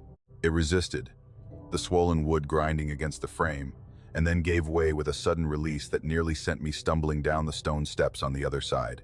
The smell came up the stairs like something that had been waiting. Not rot, not mildew, not the damp mineral scent of a stone cellar with a dirt floor. This was human. Body heat and sweat and unwashed fabric and the thick, accumulated musk of a living person existing in an enclosed space for a long time without ventilation or hygiene. It was the smell of a body, not dead but deeply present, the olfactory signature of someone who had been sleeping and breathing and sweating in this space long enough that their chemistry had soaked into the stone and the dirt and the air itself. I stood at the top of the stairs and breathed through my mouth and looked down. The cellar was dim, lit only by the kitchen light behind me, and whatever ambient glow made it through the single small window at ground level on the far wall. I could see stone walls, a dirt floor, the rough-hewn joists of the kitchen floor above. I went back for my flashlight and descended. The cellar was roughly the size of the kitchen above it, maybe 12 by 14 feet, with stone walls about 6 feet high and a dirt floor that was dry but soft, the kind of packed earth that holds impressions. The single window was about 12 inches tall and 18 inches wide, set at ground level in the far wall. It was covered from the inside with cardboard, a piece of brown corrugated board cut to fit the window frame and held in place with strips of duct tape along all 4 edges. The cardboard blocked all light and all view, turning the cellar into a sealed, lightless chamber. On the floor, in the far corner, beneath the covered window, was a mattress. Not a bed frame, just a mattress, twin-sized, laid directly on the dirt. It was stained and compressed and old, but it was a mattress, placed there deliberately, positioned with its head end against the wall, and a bunched-up jacket serving as a pillow. Beside the mattress was a plastic gallon jug, the kind that milk comes in, half full of water. Beside that, a plastic grocery bag containing empty aluminum cans, maybe a dozen of them, various brands of soup and beans and Vienna sausages. The cans had been opened with a manual can opener and the lids were bent back and the interiors were dry, suggesting they'd been emptied and set aside over a period of time rather than consumed all at once. Someone had been living here, in this cellar, on this mattress, eating canned food and drinking water from a jug, in a room sealed against outside light and accessed through a door that opened into the kitchen of a house that had been sitting vacant for 18 months. I swept the flashlight across the space slowly, checking every corner, every shadow. Whoever had been here wasn't here now. The mattress was cold. The air was stale. The smell was residual, the ghost of a presence rather than the presence itself. But it was recent, months maybe, not years. I turned back toward the stairs, and that's when the flashlight beam crossed the cellar door. The inside surface, the side that faced the cellar when the door was closed, and I stopped. The wood was covered in scratches, hundreds of them, long, parallel gouges that ran vertically along the surface, concentrated around the handle and the latch area, but extending outward in every direction, some reaching almost to the edges of the door. They were deep, cut into the grain by something hard and sharp, fingernails or a piece of metal, applied with enough force to tear through the surface of the wood and expose the pale interior beneath. Some of the scratches were short and frantic, clustered in tight groups that suggested rapid, panicked motion. Others were long and deliberate, single strokes drawn from top to bottom with a steadiness that implied purpose rather than desperation. I stared at the door. The scratches weren't on the outside. They were on the inside, the cellar side, made by someone standing in the cellar, facing the door, working at the wood surface around the handle and latch. The natural assumption would be that someone trapped in the cellar had been trying to scratch their way out. But the door opened outward, into the kitchen. If you were standing in the cellar and you wanted to leave, you'd push the door open.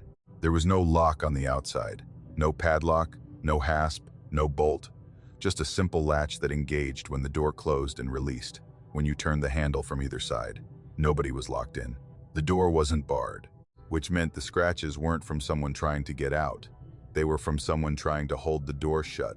Someone standing on the cellar side, gripping the handle, bracing against the door, scratching at the wood around the latch in the frantic effort to keep the door closed.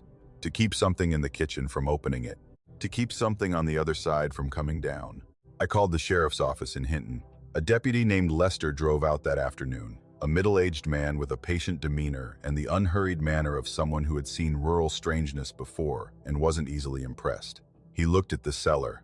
He looked at the mattress and the water jug and the cans. He took some photographs. He told me it was squatters. Said it happened all the time in foreclosed properties. People with nowhere to go finding an empty house and moving in until someone noticed or the property changed hands.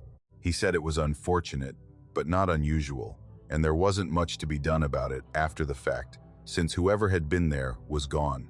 I asked him about the scratches on the door. He looked at them for a long time. He ran his fingers over the gouges the way a person reads Braille, feeling the depth and the direction and the force behind them.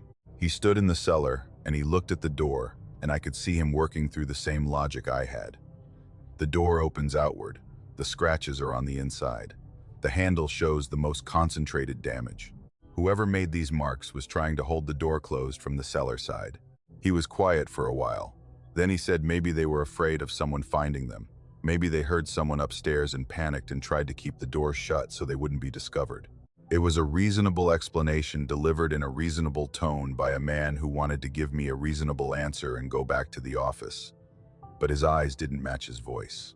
His eyes were on the mattress in the corner, and the covered window, and the sealed, lightless space where someone had chosen to live in the dark, rather than risk whatever was on the other side of that door. I thanked him, and he left. I stood in the kitchen and looked at the cellar door, now open, the scratched interior surface visible in the afternoon light. I looked at the handle and the latch and the marks around them, the evidence of hands gripping and pulling and clawing at wood in the effort to keep the door from being opened. And I thought about what it would take to make a person live like that. In a cellar, in the dark, on a mattress on the dirt, eating cold food from cans and drinking water from a jug and covering the window with cardboard, so that even the faint light of the outside world couldn't get in. And scratching at the door, not to get out, to stay in, to seal themselves into the darkest, smallest, most hidden space in the house, because whatever was upstairs, whatever walked the kitchen floor above them, was something they couldn't face, something they'd rather starve in the dark than encounter. I live in the house now. I renovated the kitchen, I fixed the porch, I painted the exterior, and replaced the windows, and turned the property into something I'm proud of. I sealed the cellar door with new weather stripping so it doesn't swell shut anymore, and I used the space for storage the way it was intended. I cleaned out the mattress and the cans and the water jug, and I scrubbed the walls and the floor until the smell was gone. But I didn't replace the door. The scratches are still there, on the inside surface, hidden when the door is closed but visible whenever I open it to go downstairs. I see them every time, and every time I think about the person who made them, not who they were. I'll probably never know that, but what they knew, what they understood about this house that I don't, what walked the kitchen floor above them in the dark, while they lay on a mattress in the cellar and held the door shut with everything they had, because they didn't leave. That's the part that I keep coming back to. They didn't run. They didn't abandon the cellar and flee into the night. They stayed. They lived in that space for what must have been weeks or months, sealed in the dark, because leaving meant going upstairs. And going upstairs meant opening the door. And whatever was waiting on the other side of that door was worse than hunger and darkness, and the slow erosion of sanity that comes from living in a hole in the ground beneath a house where something else lives above you. I sleep upstairs now, in the bedroom I renovated, in the house I own. And most nights, it's fine. The house is quiet, and the road is quiet, and the property feels like mine. But some nights, usually the cold ones, usually when the wind pushes against the siding and the house creaks in ways that almost sound like footsteps, I lie in bed and I listen. And I hear the cellar door rattle, just slightly, just enough to tell me that whatever is on one side is testing the latch from the other, and I don't know which side I should be afraid of. I bought the house in Pocahontas County in June of 2022 from an estate sale managed by a bank in Marlinton.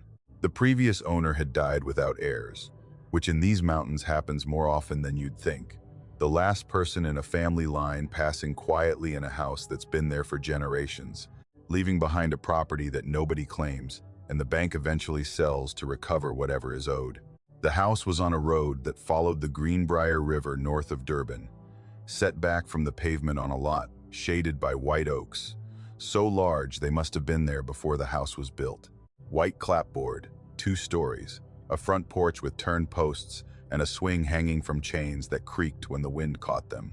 It was the kind of house that appears on postcards of Appalachian country life, charming from a distance, requiring a significant investment of labor and money up close. But the price was right, and I had both, having sold a property in Northern Virginia that netted me enough to buy this place outright and fund the renovation. I moved in incrementally over the first week, hauling boxes from a rented trailer and stacking them in rooms that I'd get to as the work progressed. The house was mostly empty. The estate sale had cleared out the furniture and personal effects, or most of them. What remained were the things that estate sales don't bother with: curtain rods, light fixtures, a few pieces of hardware, and a handful of items that had been left behind, either intentionally or by oversight.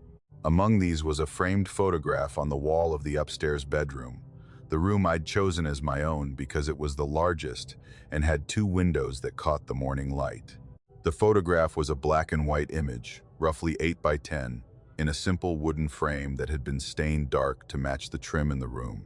It showed the house, my house, taken from the front yard, from a position that I could approximate by standing about 30 feet from the porch and centering the frame on the front door. The house in the photograph looked much as it did now. White clapboard, front porch, the swing hanging from its chains. There was a car parked in the driveway, a rounded, chrome-heavy sedan that I placed somewhere in the mid-1950s based on the styling. The trees were smaller, the yard was tidier, but the house was unmistakably the same structure I was standing in. It was a photograph of my house as it had existed 70 years ago, hung on the wall of the room where it was taken, a piece of the building's autobiography left behind for whoever came next. I left it where it was. It seemed right. The photograph belonged to the house, the way the foundation belonged to the house, a piece of its identity that predated my ownership and would outlast it.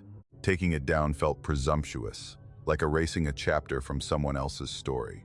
So it stayed on the wall above the dresser, and I walked past it every morning and every evening, and gave it the kind of absent glance you give any familiar object that occupies a fixed position in your daily landscape. I noticed the first change about a week after I moved in. I was getting dressed in the morning, standing at the dresser, and I looked up at the photograph the way I always did. The house, the yard, the car, the porch, everything in its place. But the front door was open. Not wide open, ajar. A dark gap between the door and the frame, maybe 6 or 8 inches, showing the shadow of the interior hallway beyond. I stood there and looked at it and felt a small, quiet disturbance in my chest. The kind of sensation you get when something in your environment has shifted and you can't immediately identify what. I was certain the door had been closed in the photograph.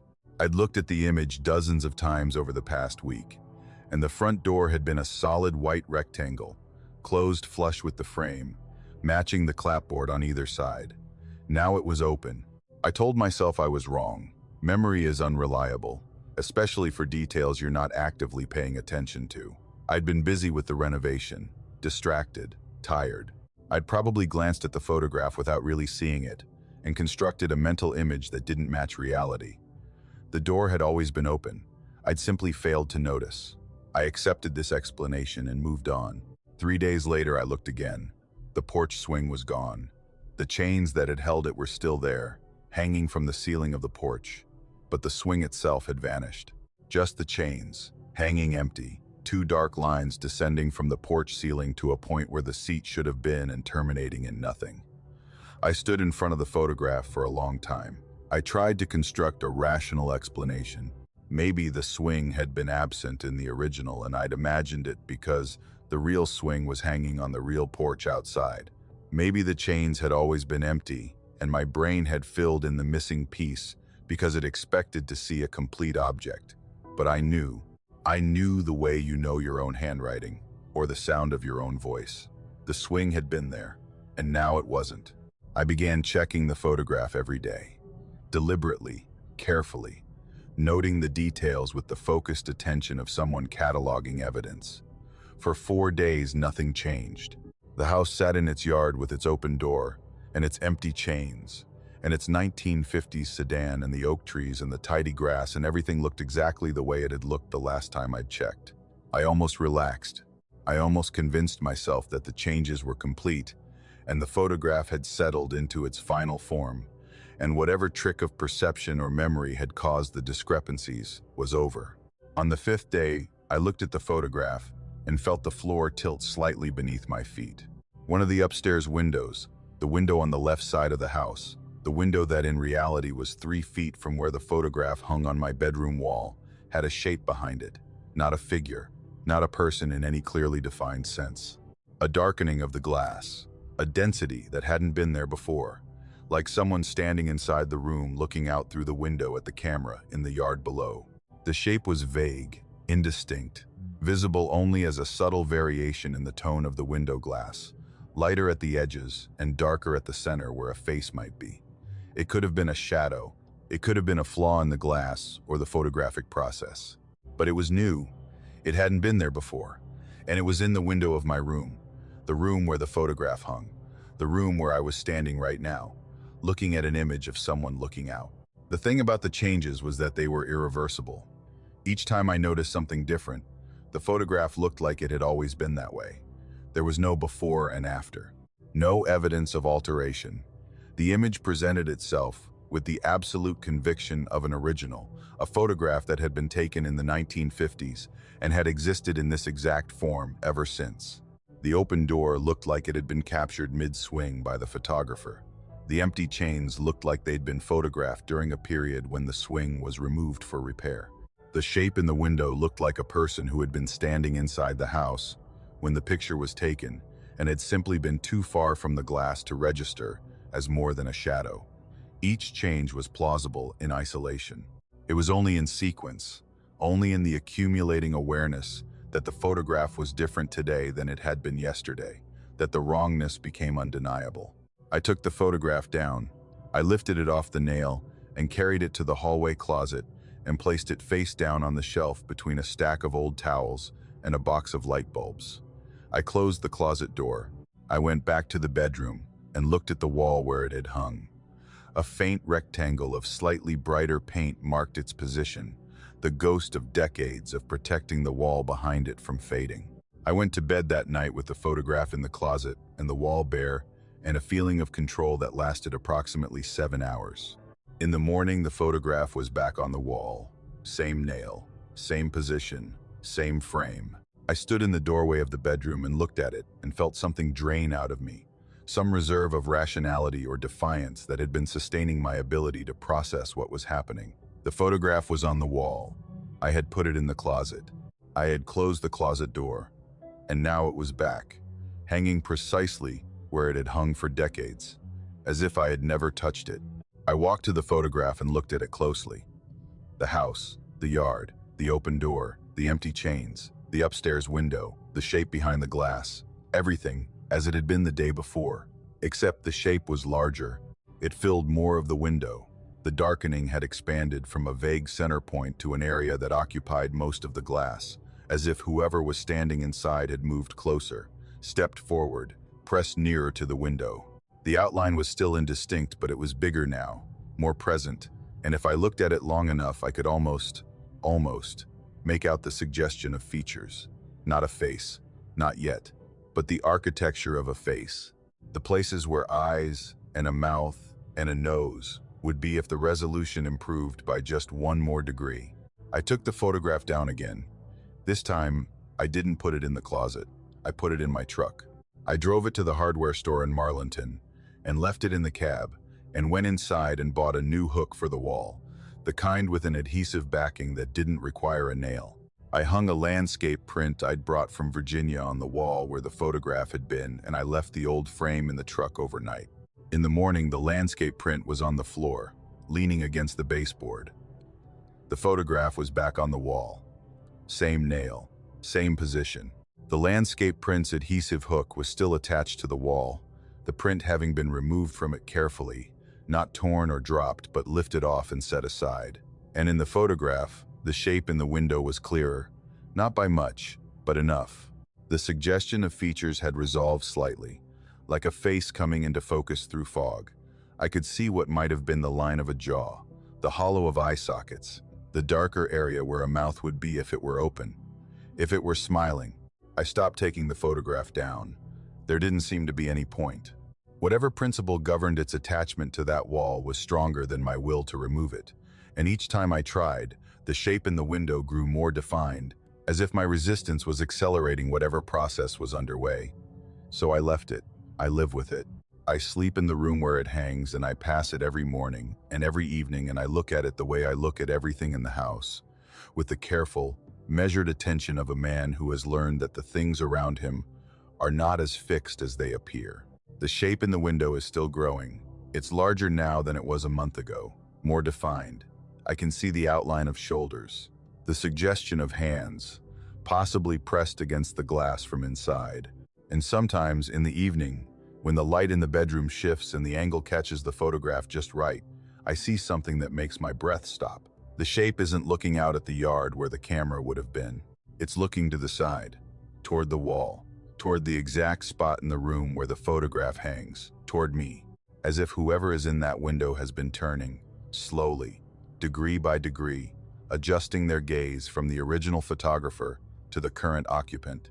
And one morning I'm going to look at that photograph, and the face will be clear and the eyes will be open, and they will be looking directly out of the frame at the room where I'm standing. And I will finally see who has been living in the house in the photograph, and they will finally see who has been living in theirs. I've lived alone for most of my adult life. Not by design exactly, more by temperament. I'm the kind of person who recharges in silence and depletes in company. And after a string of relationships in my 20s that all ended with some version of "you're impossible to reach," I stopped trying to convince anyone otherwise and accepted that my particular configuration of personality was better suited to solitude than partnership. I bought a house at the end of a ridge road in Greenbrier County when I was 34, a small two-bedroom place with a metal roof and a porch that looked out across a valley where the morning fog pooled like milk. I work remotely for a surveying company, processing field data and generating plat maps on my computer, which means I can go days without seeing another person if I choose to, and I often choose to. Bo changed the equation. I got him as a rescue when he was 2, a hound mix with a broad chest and floppy ears and the calm, steady temperament of a dog who had figured out early that the world was mostly fine if you didn't overthink it. He weighed 80 pounds and moved through life with the easy confidence of a creature that had never met a situation it couldn't handle by either investigating it or lying down near it. He went everywhere in the house, slept on the bed, usually with his head on the pillow next to mine, followed me from room to room with the patient fidelity of a shadow. When I went outside, he went outside. When I moved to the kitchen, he moved to the kitchen. He had explored every inch of the house and the property by the end of his first week and had found nothing that concerned him. That's why I noticed when he stopped going down the hallway. The house is simple in layout. Front door opens into the living room, kitchen off to the right. A hallway leads straight back from the living room to the 2 bedrooms and the bathroom. The hallway is maybe 15 feet long, hardwood floor, with the bathroom on the left and the 2 bedrooms at the end, one on each side. The transition from living room to hallway is marked by a change in flooring. Carpet in the living room, hardwood in the hall, and a slight drop in ceiling height where the original structure meets an addition that was built sometime in the 70s. It started on a Thursday evening in the first week of October 2024. I was heading to the back bedroom to grab a book I'd left on the nightstand. Bo was behind me, the way he always was, his nails clicking on the carpet as he followed. I stepped into the hallway, felt the hardwood under my feet, and took 3 or 4 steps before I realized the clicking had stopped. I turned around. Bo was sitting at the threshold, right at the line where the carpet ended and the hardwood began. He was sitting upright, ears forward, eyes fixed on the hallway ahead of me, not on me, past me, down the hallway toward the bedrooms, and he wasn't moving. I called his name. He didn't respond, not a flick of the ear, not a glance in my direction. His attention was locked on the hallway with an intensity I'd never seen from him. I called again, patting my thigh the way I always did when I wanted him to follow. Nothing. I walked back to the threshold and knelt down and put my hand on his head. His body was tense. Not shaking, not cowering, but rigid, every muscle engaged, the way a dog's body gets when it's processing something that requires its full biological attention. I could feel his heartbeat through the top of his skull, faster than normal but steady. He wasn't afraid. Or if he was, it was a measured, controlled fear. The kind that an animal feels when it has assessed a threat and determined that the appropriate response is not to flee, but to hold position. To not go further, to not cross that line. I put a treat on the hallway floor, 3 feet from where he sat. A piece of jerky, his favorite, the thing he would normally cross a room to get before I finished reaching for the bag. He looked at the treat. He looked down the hallway, and then he looked at me. And the expression on his face was something I've never seen on a dog before, and hope I never see again. It wasn't the blank look of an animal that doesn't understand. It was the loaded, communicative look of a creature that understands perfectly and is trying to convey something across the species barrier with the only tools it has. His eyes moved from mine to the hallway and back to mine, and the message was as clear as if he'd spoken it. Don't go down there. Please don't go down there. I got the book myself and came back, and Bo was waiting at the threshold, tail wagging once when I returned to the living room, and the rest of the evening was normal. I told myself it was a one-time thing. Maybe he'd heard a mouse in the wall or smelled something unfamiliar carried in through a gap in the baseboard. Dogs are sensitive to things we can't detect. Their world is built on a foundation of scent and sound that makes ours look like a rough sketch. But the next evening, same thing. I walked toward the hallway, and Bo stopped at the threshold. Same posture, same fixed gaze, same absolute refusal to cross. And the evening after that, and every evening since. 3 weeks now. Every night, as soon as the light outside begins to fade and the house transitions from its daytime self to its nighttime self, Bo stops going down the hallway. During the day, he's fine. He follows me to the bedroom, lies on the bed, sniffs around the bathroom, does all the things he's always done. But once the sun drops below the ridge and the shadows in the hallway deepen and the house settles into the particular quiet that mountain homes have after dark, Bo sits at that threshold and will not move. I tried everything. I carried him down the hallway one night, all 80 pounds, and set him on the bedroom floor. He walked straight back out, down the hall, and sat at the threshold again, looking back at me with that same expression. I closed the bedroom door, with both of us inside.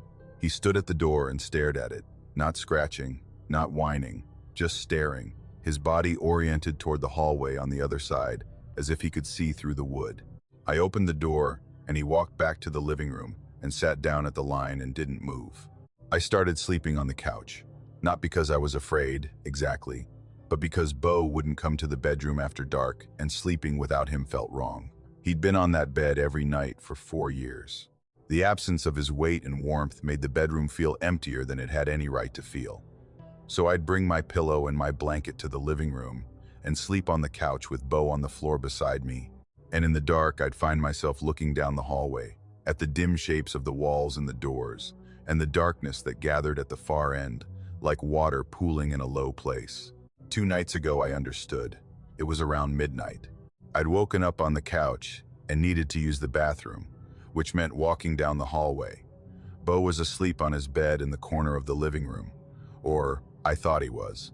I got up and walked to the threshold and stepped onto the hardwood and started down the hall. The coldness hit me at the ankles, not a draft, not the normal temperature differential between a carpeted room and a hardwood hallway. This was something else. A concentrated cold that started at floor level and rose, climbing my legs the way water rises in a filling tub, reaching my knees, then my thighs, a creeping chill that had direction and purpose, moving upward along my body with a deliberateness that didn't belong to air currents or thermal dynamics. I stopped walking. The cold continued to rise.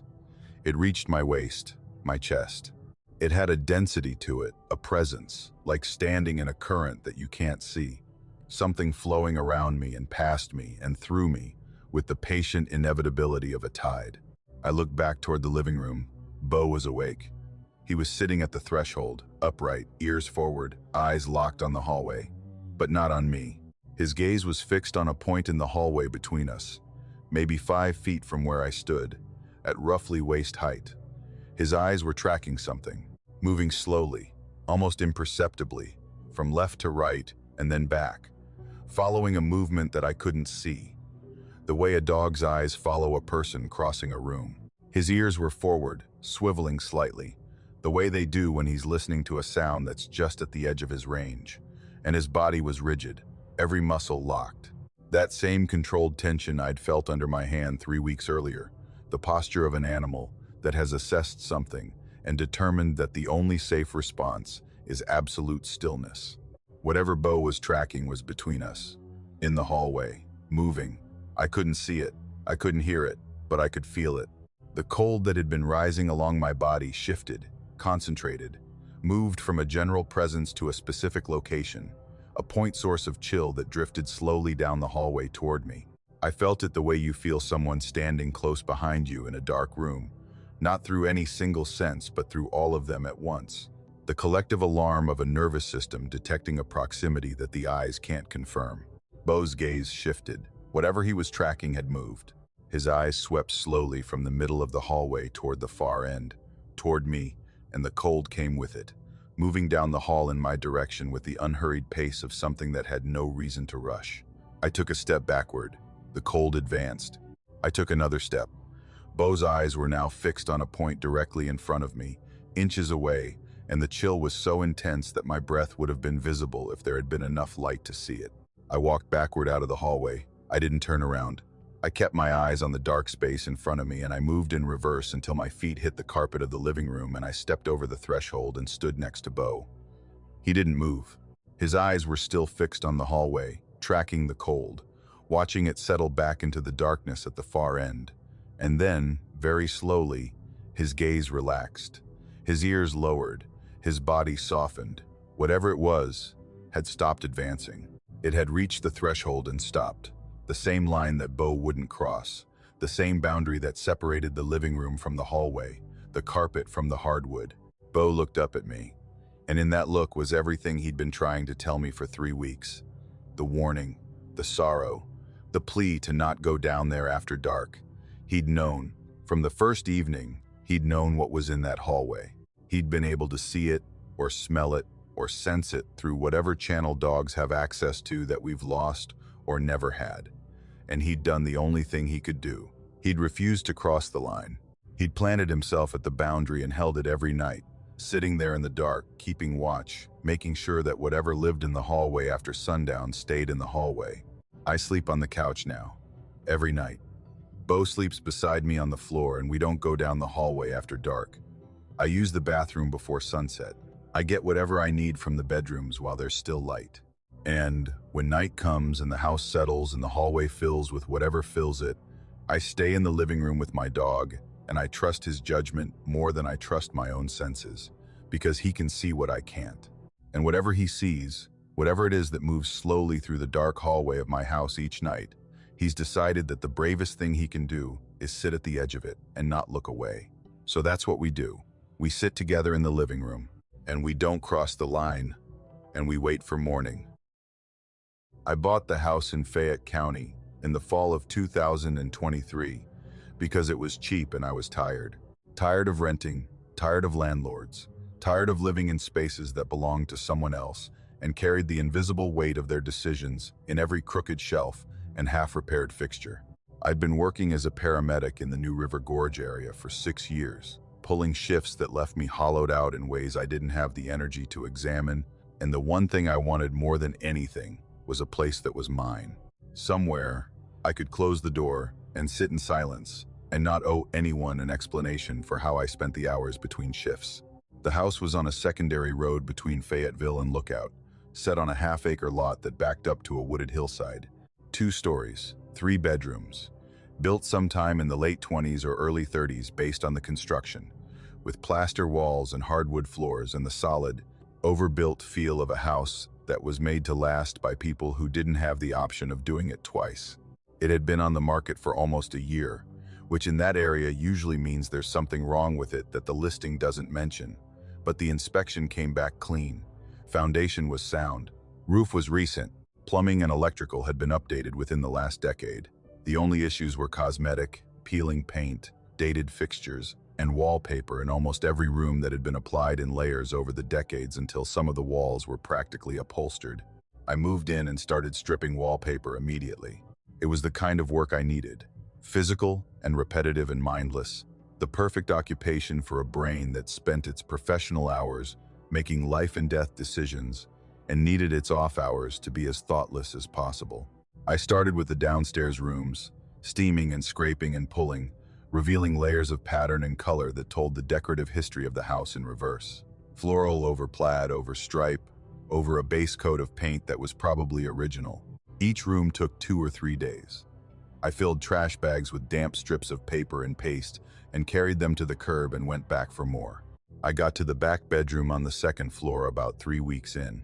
It was the smallest of the 3 bedrooms, maybe 10 by 12, with one window facing the hillside and a closet with a door that didn't quite latch. The wallpaper in this room was different from the others. It was a single layer, applied directly over the plaster without the underlying strata of previous patterns that I'd found elsewhere in the house. Just one layer, a faded green floral on a cream background, probably from the 70s or 80s based on the style. It came off easily, the paste having dried to a brittle film that released with minimal steaming. I was about halfway through the wall opposite the window when I found the writing. It appeared as the wallpaper peeled away, pencil on plaster, gray graphite on a surface that had been protected from light and air for decades. At first I thought it was a single notation, maybe a contractor's mark or a measurement left by whoever had hung the paper. But as I pulled more wallpaper away, more writing appeared, and more, and more. I stopped stripping and started peeling carefully, pulling the paper back in large sections to expose the plaster beneath. The writing covered the entire wall. From baseboard to ceiling, from the left corner to the right corner, the plaster was filled with handwriting. Rows and rows of it, organized in rough columns, each entry following the same format. A first name, a last name, a date. Written in pencil, some entries sharp and dark, others faded to near invisibility. The graphite reduced to a ghost impression on the plaster that you could only read by angling your flashlight across the surface. The handwriting varied. Some entries were neat and deliberate, written in the careful, upright penmanship of someone who took their time. Others were looser, more casual, with the relaxed slant of someone comfortable with the task. And some, scattered among the others, were barely legible, scrawled in tight, trembling letters that suggested either haste or distress. But every entry, regardless of the handwriting style, followed the same format. Name and date, name and date, name and date. I counted them. 87 entries. The earliest was dated 1934. The most recent was dated 2019.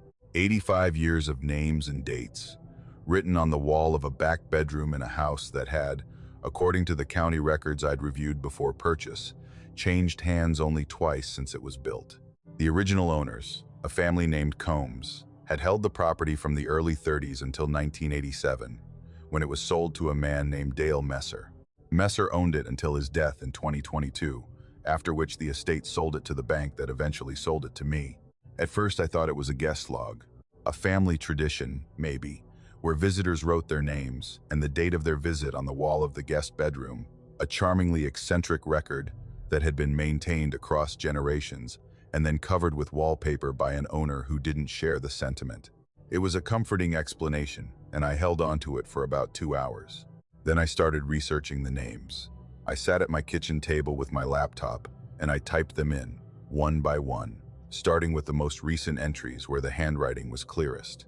The first name I searched was a woman from 2019. I found her immediately. A news article from a Beckley newspaper. Missing person. Reported by her family. Last seen at a gas station in Raleigh County. Never found. Case open. No suspects. I searched the next name. A man from 2016. Missing person. Reported in Mercer County. Last seen leaving a bar in Princeton. Never found. The next.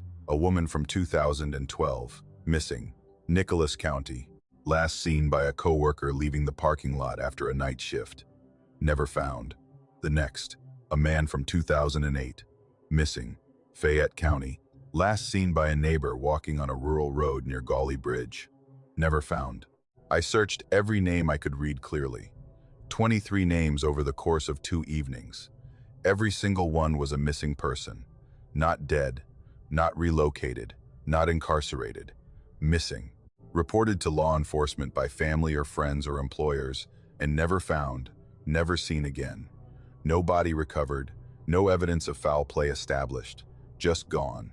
Vanished from the counties of southern West Virginia over a span of decades, their disappearances separated by months or years, spread across enough jurisdictions that no obvious pattern would emerge unless someone was looking at all of them at once. Unless someone had, for instance, written all their names on a wall. The earlier entries were harder to research. Records from the 30s and 40s and 50s weren't digitized, and the handwriting in many cases had faded to the point where I couldn't be certain of the spelling.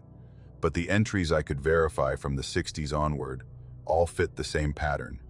Missing persons, from counties all across the southern part of the state, all of them on the wall of the back bedroom in this house. I called the Fayette County Sheriff's Office on a Monday morning, explained what I'd found. A deputy came out that afternoon, a young man who looked at the wall with an expression that cycled through curiosity, confusion, and discomfort in the span of about 5 minutes. He took photographs with his phone. He wrote down some of the names in a notebook. He asked me when I'd found it and whether I'd altered the wall in any way, and whether anyone else had access to the house.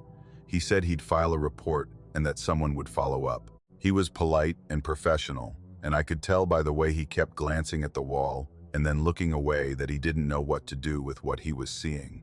87 names, 85 years. A wall-size record of the missing, maintained by the occupants of a house that sat quietly on a secondary road in the mountains and drew no attention and raised no suspicion for nearly a century. That was 4 months ago. Nobody has followed up. I called the sheriff's office twice. The first time I was told the report was being reviewed. The second time I was told they'd get back to me. Nobody has gotten back to me. The wall is still there. The names are still there. I finished stripping the wallpaper and left the plaster exposed because covering it felt wrong, like concealing evidence, though evidence of what I still don't fully understand. Last week I was cleaning the adjacent room, the larger bedroom that shared a wall with the back bedroom. This room still had its wallpaper intact, 3 layers deep, and I'd been putting off dealing with it because the work in the smaller room had left me with a reluctance to discover what might be underneath. But a water stain on the ceiling had caused the top layer to bubble and peel near the corner, and I needed to strip the damaged section to assess whether the plaster beneath was compromised. I pulled back the wallpaper, and there, on the plaster, in pencil, was another entry. Not 87 entries. 1. A single name and date written in handwriting that was sharp and fresh, the graphite dark and unweathered, as if it had been written days ago rather than years. The pencil lines hadn't faded at all. The plaster around them was clean, unstained, untouched by the aging that affected the entries in the other room. The name was Dale Messer, the previous owner of the house, the man who had bought it in 1987 and lived in it until his death in 2022, the man whose estate had sold it to the bank that sold it to me. His name was on the wall, and the date next to it was not 2022, the year he died. It was not any date in the past. The date next to Dale Messer's name was yesterday, the day before I found it, written in pencil on the plaster of a room that had been wallpapered for decades, behind paper that showed no sign of having been removed and reapplied, in handwriting that could not have been placed there without stripping the wall first. I stood in that room and I looked at the name and the date, and I thought about Dale Messer, who had lived in this house for 35 years, who had maintained the list in the back bedroom, adding names and dates over the course of 3.5 decades, continuing a practice started by the Combs family in 1934, who had covered the wall with wallpaper at some point, perhaps when he sensed his time was ending, perhaps as a final act of concealment, and who was now, apparently, being added to the list himself. Not by me, not by any living person I was aware of, by the house. by whatever mechanism had driven the Combs and Messer to write those names for 85 years, whatever compelled the record, whatever demanded that the missing be cataloged, accounted for, written down in pencil on plaster in a back bedroom that nobody ever looked at. I haven't stripped any more wallpaper. There are rooms in this house I haven't touched, and I'm not going to, because I've started to understand something about the list that I didn't understand at first. It's not a record of what happened somewhere else. It's not a log of news stories or police reports, names collected from newspapers and written on a wall as some kind of obsessive archive. The handwriting varies because different people wrote the entries. The Combs family, Dale Messer, others maybe, whose connection to the house I don't know, but the names aren't research. They're testimony. They're the names of people who came to this house and didn't leave, written by the people who lived here and knew what happened and couldn't stop it and couldn't talk about it and could only do this one small thing, this private, hidden act of acknowledgement, writing the names of the missing on the walls of a room nobody would see, behind wallpaper nobody would strip, in a house that sat quiet and ordinary on a road where nobody looked twice. And now Dale Messer's name is on the wall, dated yesterday, which means the list isn't finished. It means whatever has been happening in this house for 90 years is still happening, and I'm living in it. And somewhere in these walls, behind paper I haven't pulled, there may already be another entry, a name I'll recognize, a date I haven't reached yet, written in pencil on plaster, in handwriting that isn't mine, and I'll find it the same way I found all the others. Too late, after it's already been written, after whatever the name represents has already been decided.